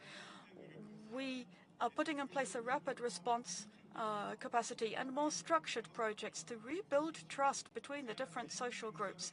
And it's in this way that we are working through the different projects in Cameroon, for example, to better integrate these refugees from Central Africa into the local communities, and also funds transfers through the diasporas, and supporting productive investment to allow people to become actors in development in their own regions, in their own homes, to respond to climate change.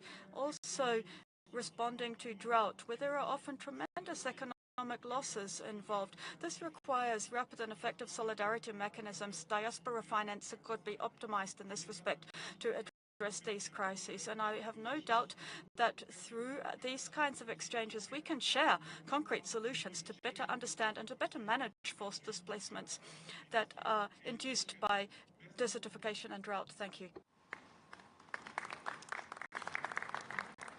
Thank you, France. The Bolivarian Republic of Venezuela, followed by Sudan. Good afternoon, Mr. Chairperson. Good afternoon, all ministers, distinguished delegates. The impact of land degradation and drought, which is inducing migration in our country, has led us to work to achieve our land degradation neutrality goals and to protect our people from the impact of environmental crises and to protect our resources. This and to end the plundering consumption model, which has to work towards a more environmentally aware model. To achieve a social prosperity, we need to respect nature, and to do this, we have put in place a presidential committee to manage natural resources and water resources.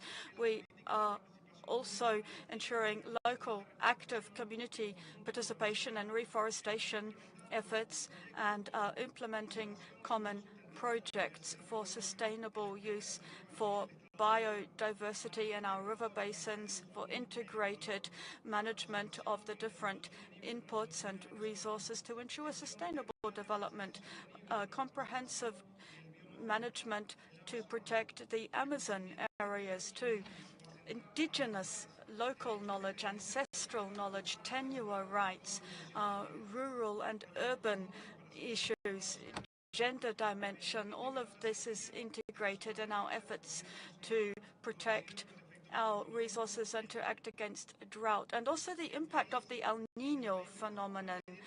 We have regulations in place to protect property, to prevent property concentration, to ensure a more fair distribution of property, and to protect our farmers. We are also promoting women's land tenure, increasing the number of women who have land tenure rights. We need to continue this work with the primary goal of meeting the needs of the most vulnerable population sectors and ensure they have access to basic services such as health and housing and education. And here we have in place new tools to protect our people. We are acting to protect the victims and also those who have been displaced.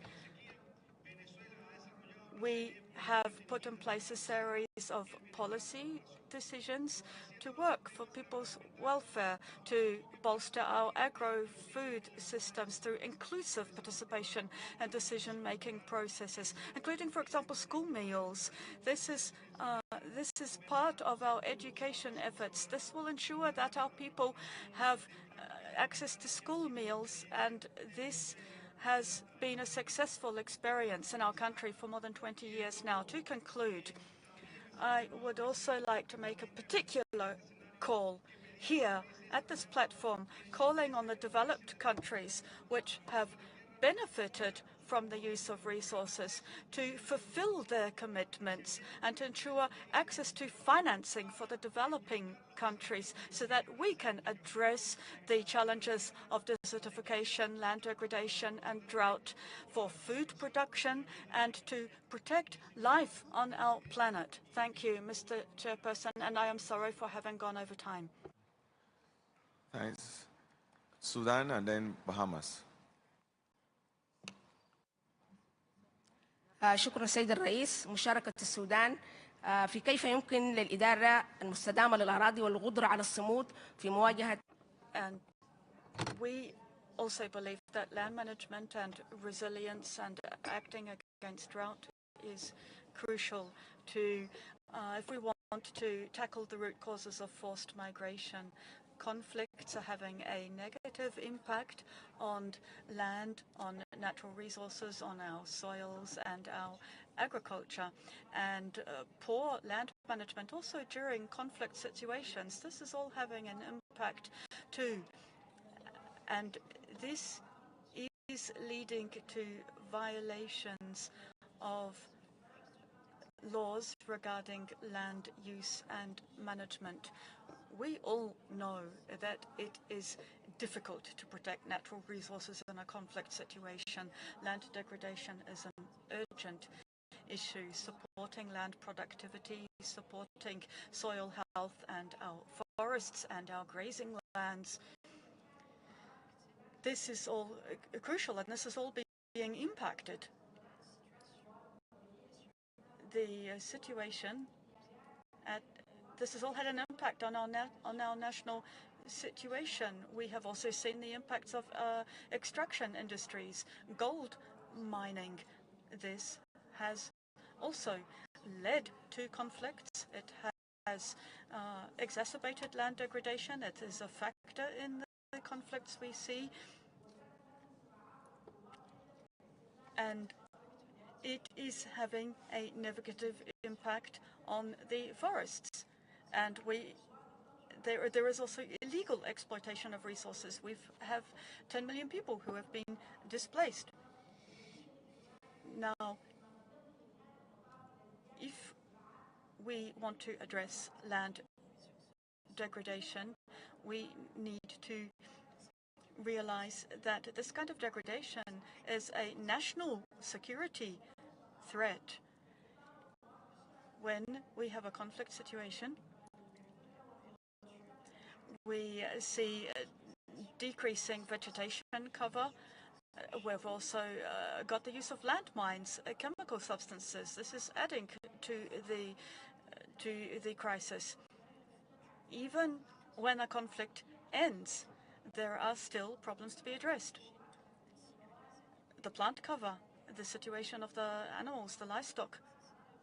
And so there must be support for countries like ours, support for Sudan and its reconstruction efforts.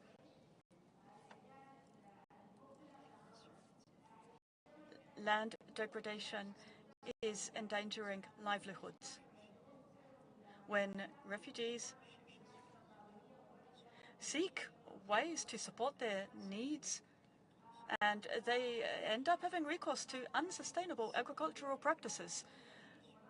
And so if we don't take immediate action to remedy this situation, we are going to reach a point of no return unless we find a way to meet the needs of our people. And to do this, we need to have participation. We need to end the kind of land degradation we are seeing and provide displaced people with the means they need, alternative livelihoods. The affected countries must also receive the needed assistance to be able to sustainably manage the environment and address the needs of all of their people. Thank you. Bahamas, followed by Turkey. Thank you, Chair. Thank you, Chair. Mr. President, Secretariat, and Excellencies, allow me to express gratitude to the Kingdom of Saudi Arabia and its government for the hospitality and hosting of this very important COP. The Bahamas supports all efforts against land degradation and joins with all other nations as we strive to a greater future for our land and people. Chair and Excellencies, the critical issues of land degradation affect not only our environment, but also our communities and future generations. Sustainable land management and drought resilience are not just theoretical concepts. As we all know, they are practical solutions to the interconnected challenges of land degradation and forced migration, particularly in regions like the Bahamas. As the Bahamas is an archipelago, the effects of land degradation present an even greater challenge as we seek to implement SLM practices across our 18 inhabited islands. Sustainable land management is a holistic approach that integrates land, water, biodiversity, and environmental management to meet rising demands while ensuring the long-term sustainability of ecosystems and livelihoods. In the Bahamas, where the economy heavily relies on tourism and the environment, which facilitates the major industry, thus making SLM crucial, the degradation of land due to unsustainable practices, climate change, and natural disasters, particularly hurricanes, pose a significant threat to food security, economic stability, and the overall well-being of the population. In the Bahamas, droughts can have devastating effects on agriculture, water supply, and the natural environment, especially more frequently and intense forest fires on our Pine Islands, impacting human life and health. Building drought resilience involves implementing water-saving technologies, improving soil health, and adopting drought-resistant crops, and looking into saline farming due to the limited supply of fresh water. These measures not only help in maintaining agricultural productivity, but also in preserving the natural ecosystems that are vital for the island's biodiversity. Land degradation in the Bahamas leads to reduce agricultural yields, loss of biodiversity, and increased vulnerability to natural disasters. This degradation often forces communities to migrate in search of better living conditions, disrupting social structures and placing additional strains on urban areas. Our country has started exploring some SLM techniques such as the Integrated Land Management Project, which focuses on techniques such as agroforestry, silvopasture, conservation tillage, and integrated pest management, which can significantly improve land productivity and resilience. Collaborative efforts with environmental groups and creating policies to support the environment are also things that we are undertaking. We understand that there is more that can be done, and by adapting and implementing some more sustainable land management practices, we can restore degraded lands, improve soil fertility, and enhance water retention. And these practices not only mitigate the effects of drought, but also create sustainable livelihoods, reducing the need for forced migration. In conclusion, sustainable land management and drought resilience are not just environmental issues. They are essential for the socio-economic stability and the prosperity of the Bahamas and our fellow small island developing states. By adopting these practices, we can combat land degradation, enhance food security, and reduce forced migration. Let us work together to implement these solutions, ensuring a resilient and sustainable future for all. Thank you, Chair. All right, thank you, Bahamas. Turkey next, and then Niger.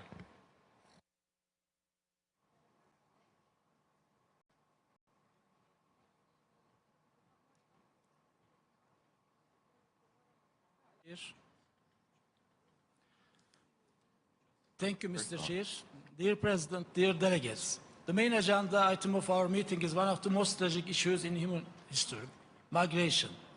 Wars, conflicts, pandemics, and disasters, among many other factors, lead to migration movements. In addition to this, land degradation and drought are also putting pressure on natural resources and causing severe damage. This situation displaces people from their living areas and forces them to migrate. People settle in areas they perceive as safe in order to access better living conditions. This brings about a number of serious issues, such as the disruption of stability and security concerns, both for the countries receiving migrants and for the migrants themselves. To overcome these challenges, it's crucial to implement sustainable land management and drought resilience principles that improve ecosystems, enhance people's well-being, and contribute to regional stability, peace, and security. Turkey has become a focal point to its stable, reassuring policies and its strategic and geopolitical position. Additionally, Turkey has gained the significant experience as a country that successfully managed both internal and external migration movements.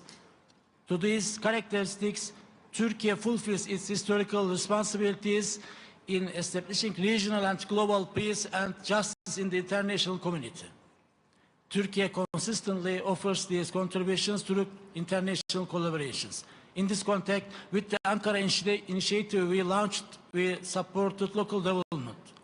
The most concrete outcome of this has been the 3S Sustainability, Stability, Security Initiative, which aims to reverse migration by creating employment for the youth, women and migrants through the restoration of degraded lands in Africa.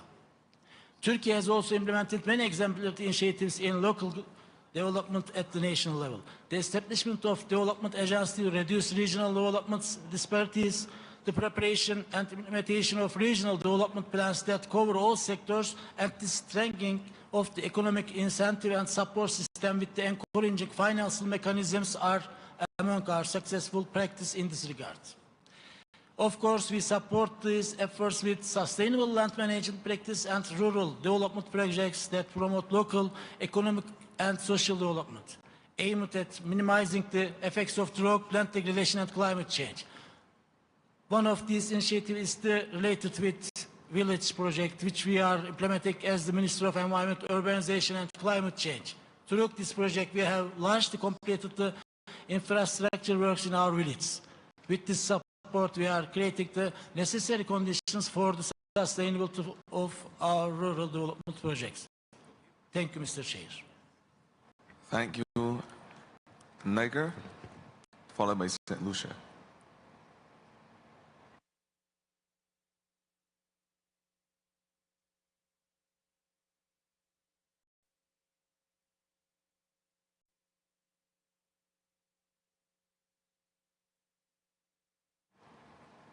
Mesdames et Messieurs, Ladies and gentlemen, distinguished delegates, I would like, on behalf of the Hydroelectricity and Agriculture Minister of Niger, congratulate you and thank Saudi Arabia for the excellent organization of the 16th session of the COP of the UNCCD.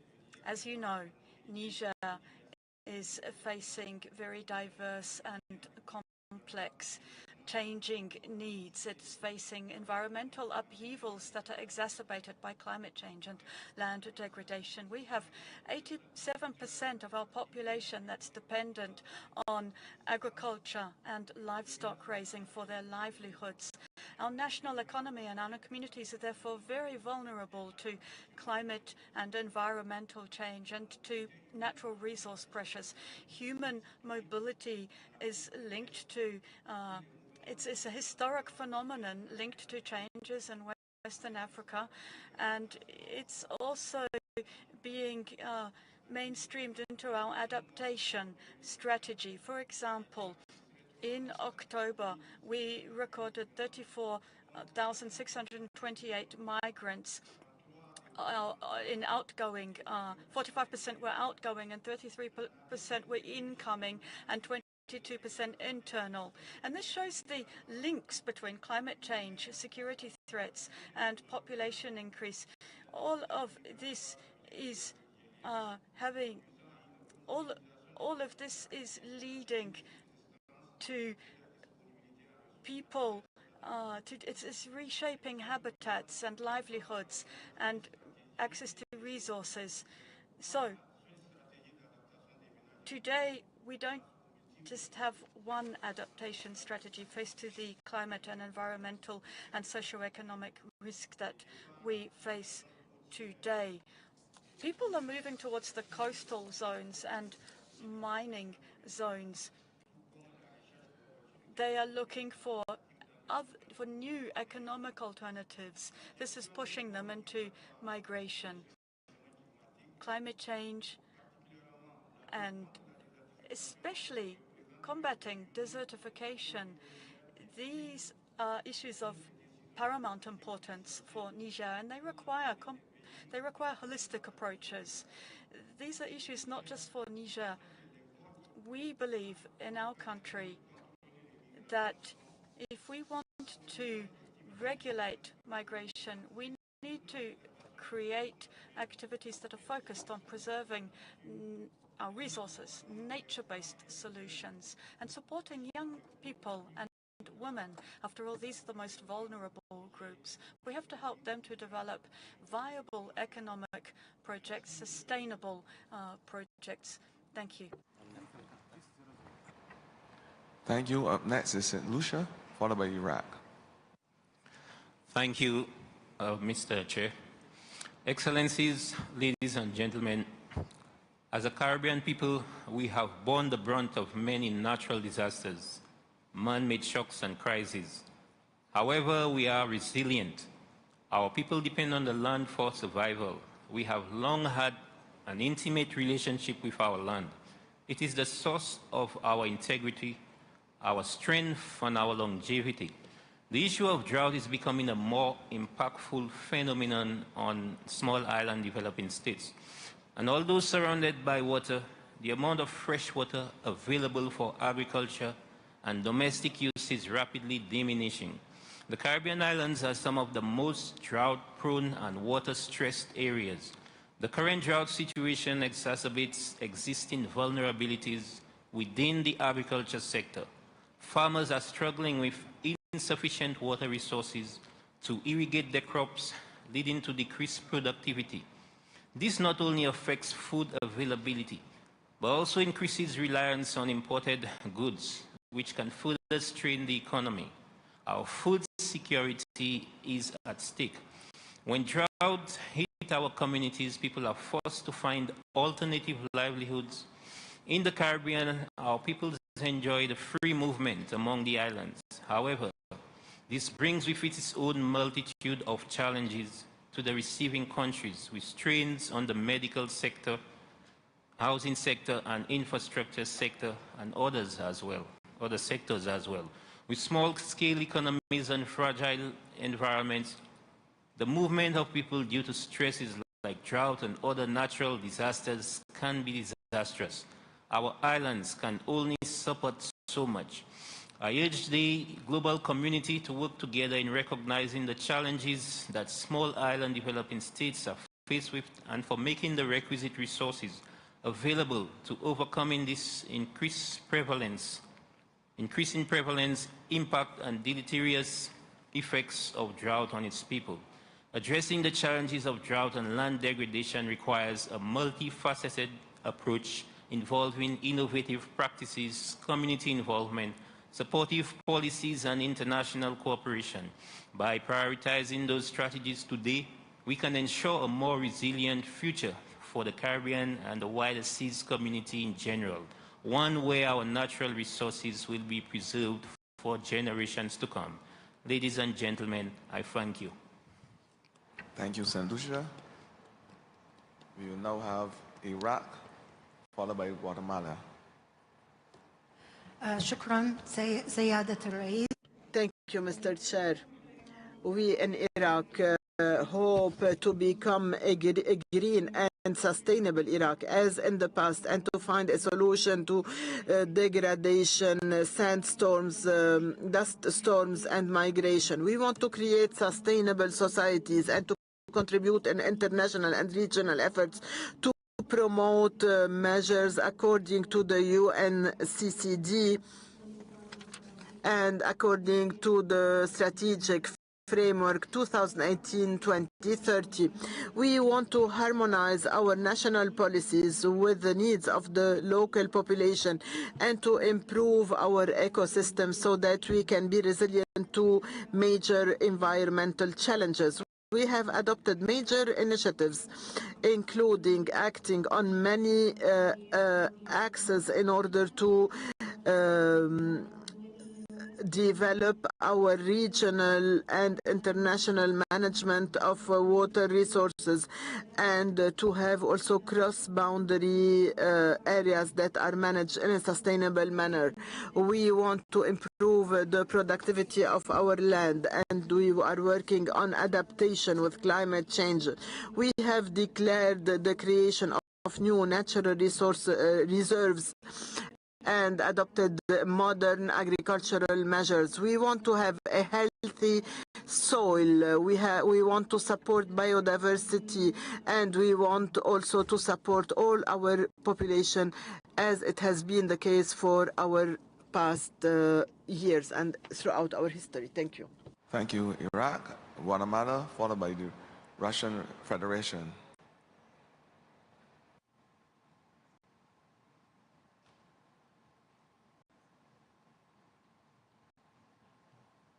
Guatemala.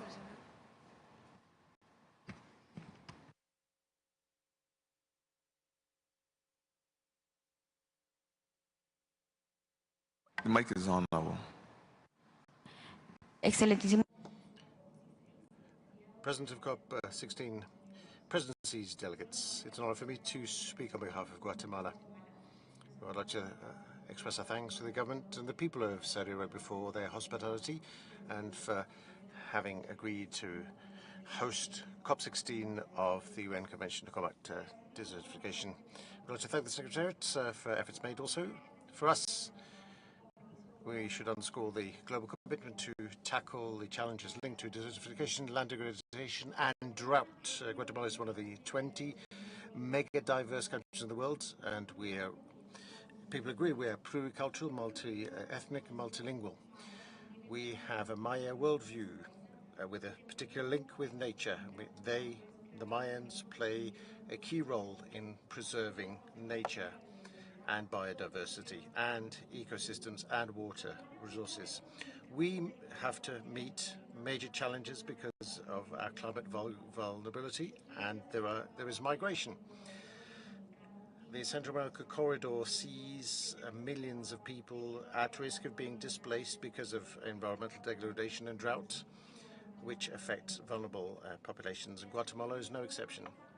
Desertification affects more than 32% of agricultural land in the country, especially in the Altiplano regions and the dry corridor regions. This year, 15 main foods from the basket increased 17% more than last year. In addition, another important factor linked to migration is precisely that. In 2024, 178,000 hectares of forests burnt, an increase of 560% as compared to the increases in the last 10 years. Despite all of this, we are committed to act by creating a national strategy to recover our forests, whereby for 2027 our aim is to have a zero balance in a loss of forests in our country. To conclude, migration in Guatemala cannot be understood unless you analyze the structural causes triggering it, such as land degradation, etc., affecting especially women and girls, which is why we appeal to the rest of the world. We must scale up efforts in public policies to promote sustainable management of land. We need to transform this crisis in an opportunity to guarantee decent living standards and means of livelihood, which is crucial for the stability of our country and of our region. Thank you very much. Thank you, Guatemala. Russian Federation. Mr. Chairperson, colleagues, the Russian Federation has taken the floor to exercise its right of response following the statement made by Ukraine. We reject firmly the accusations against our country which are not connected to the subject that we are dealing with today, namely the Convention on Combating Desertification. This convention has shown itself to be an authoritative, depoliticized platform for a constructive exchange of views on the most serious issues regarding desertification and land degradation. And it is precisely in this way that we see this multilateral mechanism, and we hope that all participants will be committed to the principles and goals of this convention. And I would like to note separately that Russia's actions are we were compelled to do this to respond to the terror that Kiev was pursuing against its citizens since 2014, more than 8 years. Russia is legitimately acting to protect its citizens, exercising its right of self-defense in line with Article 51 of the UN Charter, as was enshrined by the security. And regarding the Kakhovka Dam, let me note that Kiev did not even hide its sabotage and terrorist activity. As was noted by the Ukrainian General Kovalchuk in an interview with the Washington Post in 2022 in December, the Ukrainian forces deliberately struck the dam using a HIMARS missile. They hit one of the locks of the dam to make a hole to see how high the water level in the Dnieper River would come, and this says everything. And so we would call on stopping to use such a platform to make accusations. We call for depoliticized mutual action within the convention. Thank you. Thank you, Russia. South Africa.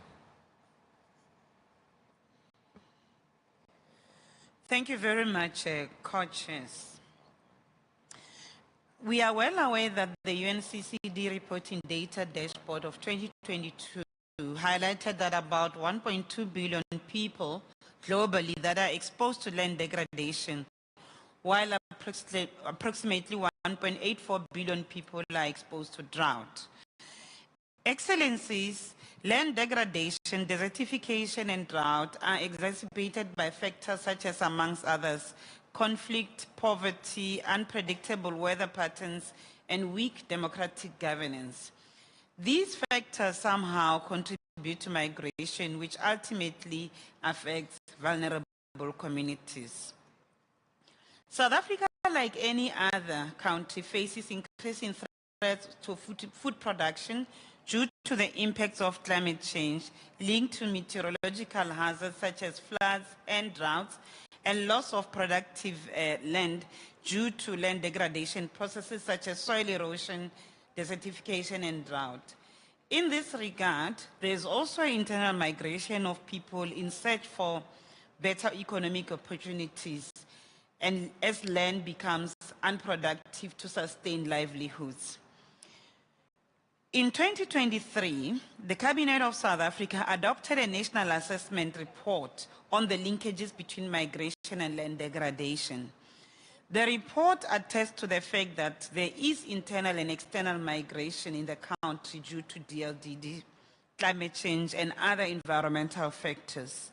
This assessment further recommended that addressing the challenge of migration linked to land degradation requires scaling up of efforts for mobilization of resources for land restoration, strengthening synergies among the Rio Conventions and other multilateral environmental agreements, accelerating awareness raising on land degradation and drought, improving capacity of traditional leaders, implementation of land restoration, rehabilitation, climate mitigation and adaptation projects and programs. Distinguished delegates, it is important to note that land is a fundamental asset for most of the vulnerable population in developing countries. It is our view and our wish that this COP should reach a consensus to accelerate the mobilization of substantial resources for the implementation of large-scale restoration and drought-resilient projects and programs that will restore degraded landscape and promote sustainable land management. We therefore should aim to foster an environment where effective policies, best practices, and lesson learned will be shared among partners and stakeholders in order to address these challenges that face us. Distinguished delegates, as part of South Africa's G20 presidency in 2025, His Excellency President Ramaphosa announced today that one of the key priorities is strengthening disaster resilience in order to escalate discussions on climate-induced disasters and advocating for enhanced global support for post-disaster construction, particularly for vulnerable nations. This will, amongst others, contribute to elevating issues of forced migration, security, and prosperity, especially on the global stage. In conclusion, we look forward to contributing meaningfully in discussions throughout this COP. I thank you. Thank you. We now have finally the representative of civil society.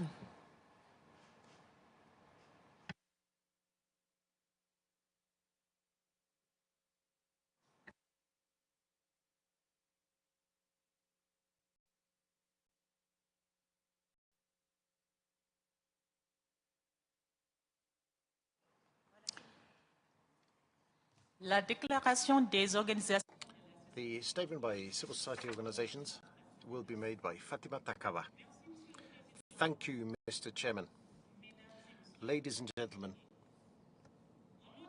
on behalf of civil society organizations accredited here, involved in COP16, we welcome this opportunity given to us to tackle the crucial issue of forced migrations triggered by land degradation and drought. These challenges affect disproportionately the vulnerable, thus destabilizing ecosystems, the economies and communities. We call upon all stakeholders and states parties to commit themselves on these various points. Following points. Number one, increase national plans to combat drought and to promote sustainable use of land, and integrated management strategies which are inclusive and based on proven data. The policies you adopt should give priority to agroecological approaches to sustainable agricultural systems, safeguarding water sources, and embodying indigenous and local knowledge, including modern ways of managing drought. That was number one. Number two, set up governance frameworks that address the needs of the vulnerable in all affected areas. In particular, women, the young, indigenous peoples, and local communities, by ensuring that involving all of these in decision-making processes. Number three, ensure that the financial resources that are appropriate and accessible and go directly to local leaders to strengthen their resilience. We enjoin you to encourage, to attract investment in drought resilience rather than financing hosting of migrants. Number four, looking at the transboundary impacts of droughts through coordinated strategies regionally, nationally, locally with local authorities. These strategies must take into account the gender issues, the youth issues, integrate management of land and ecosystems and water, whilst also guaranteeing data-based planning to tackle security risks. Number five, share national regional actions that are successful, such as reforestation and water management that are community-led, in order to give priority to evolutionary solutions. Finally, respect your commitments in the context of the UN CCD and to strengthen cooperation with the Rio Conventions, the three, CBD, UNFCCC and UNCCD, to strengthen resilience and mitigate migration. To conclude, migration triggered by drought and land degradation is a matter pertaining to human rights which calls for urgent, innovative and inclusive action. We enjoin parties to give priority to equality, equity, inclusiveness, security and sustainability as main fundamental principles of their commitments. Together, we can transform to create a fairer and more prosperous future for all. Thank you. I want to thank you all for participating in this session, and I would like to now hand over the floor to the President. Mr. President.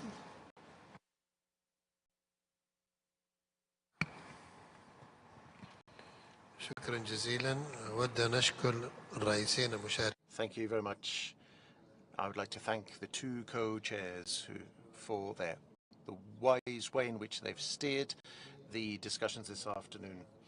May I also thank all those who have taken the floor this afternoon to participate in the exchanges of views of this meeting.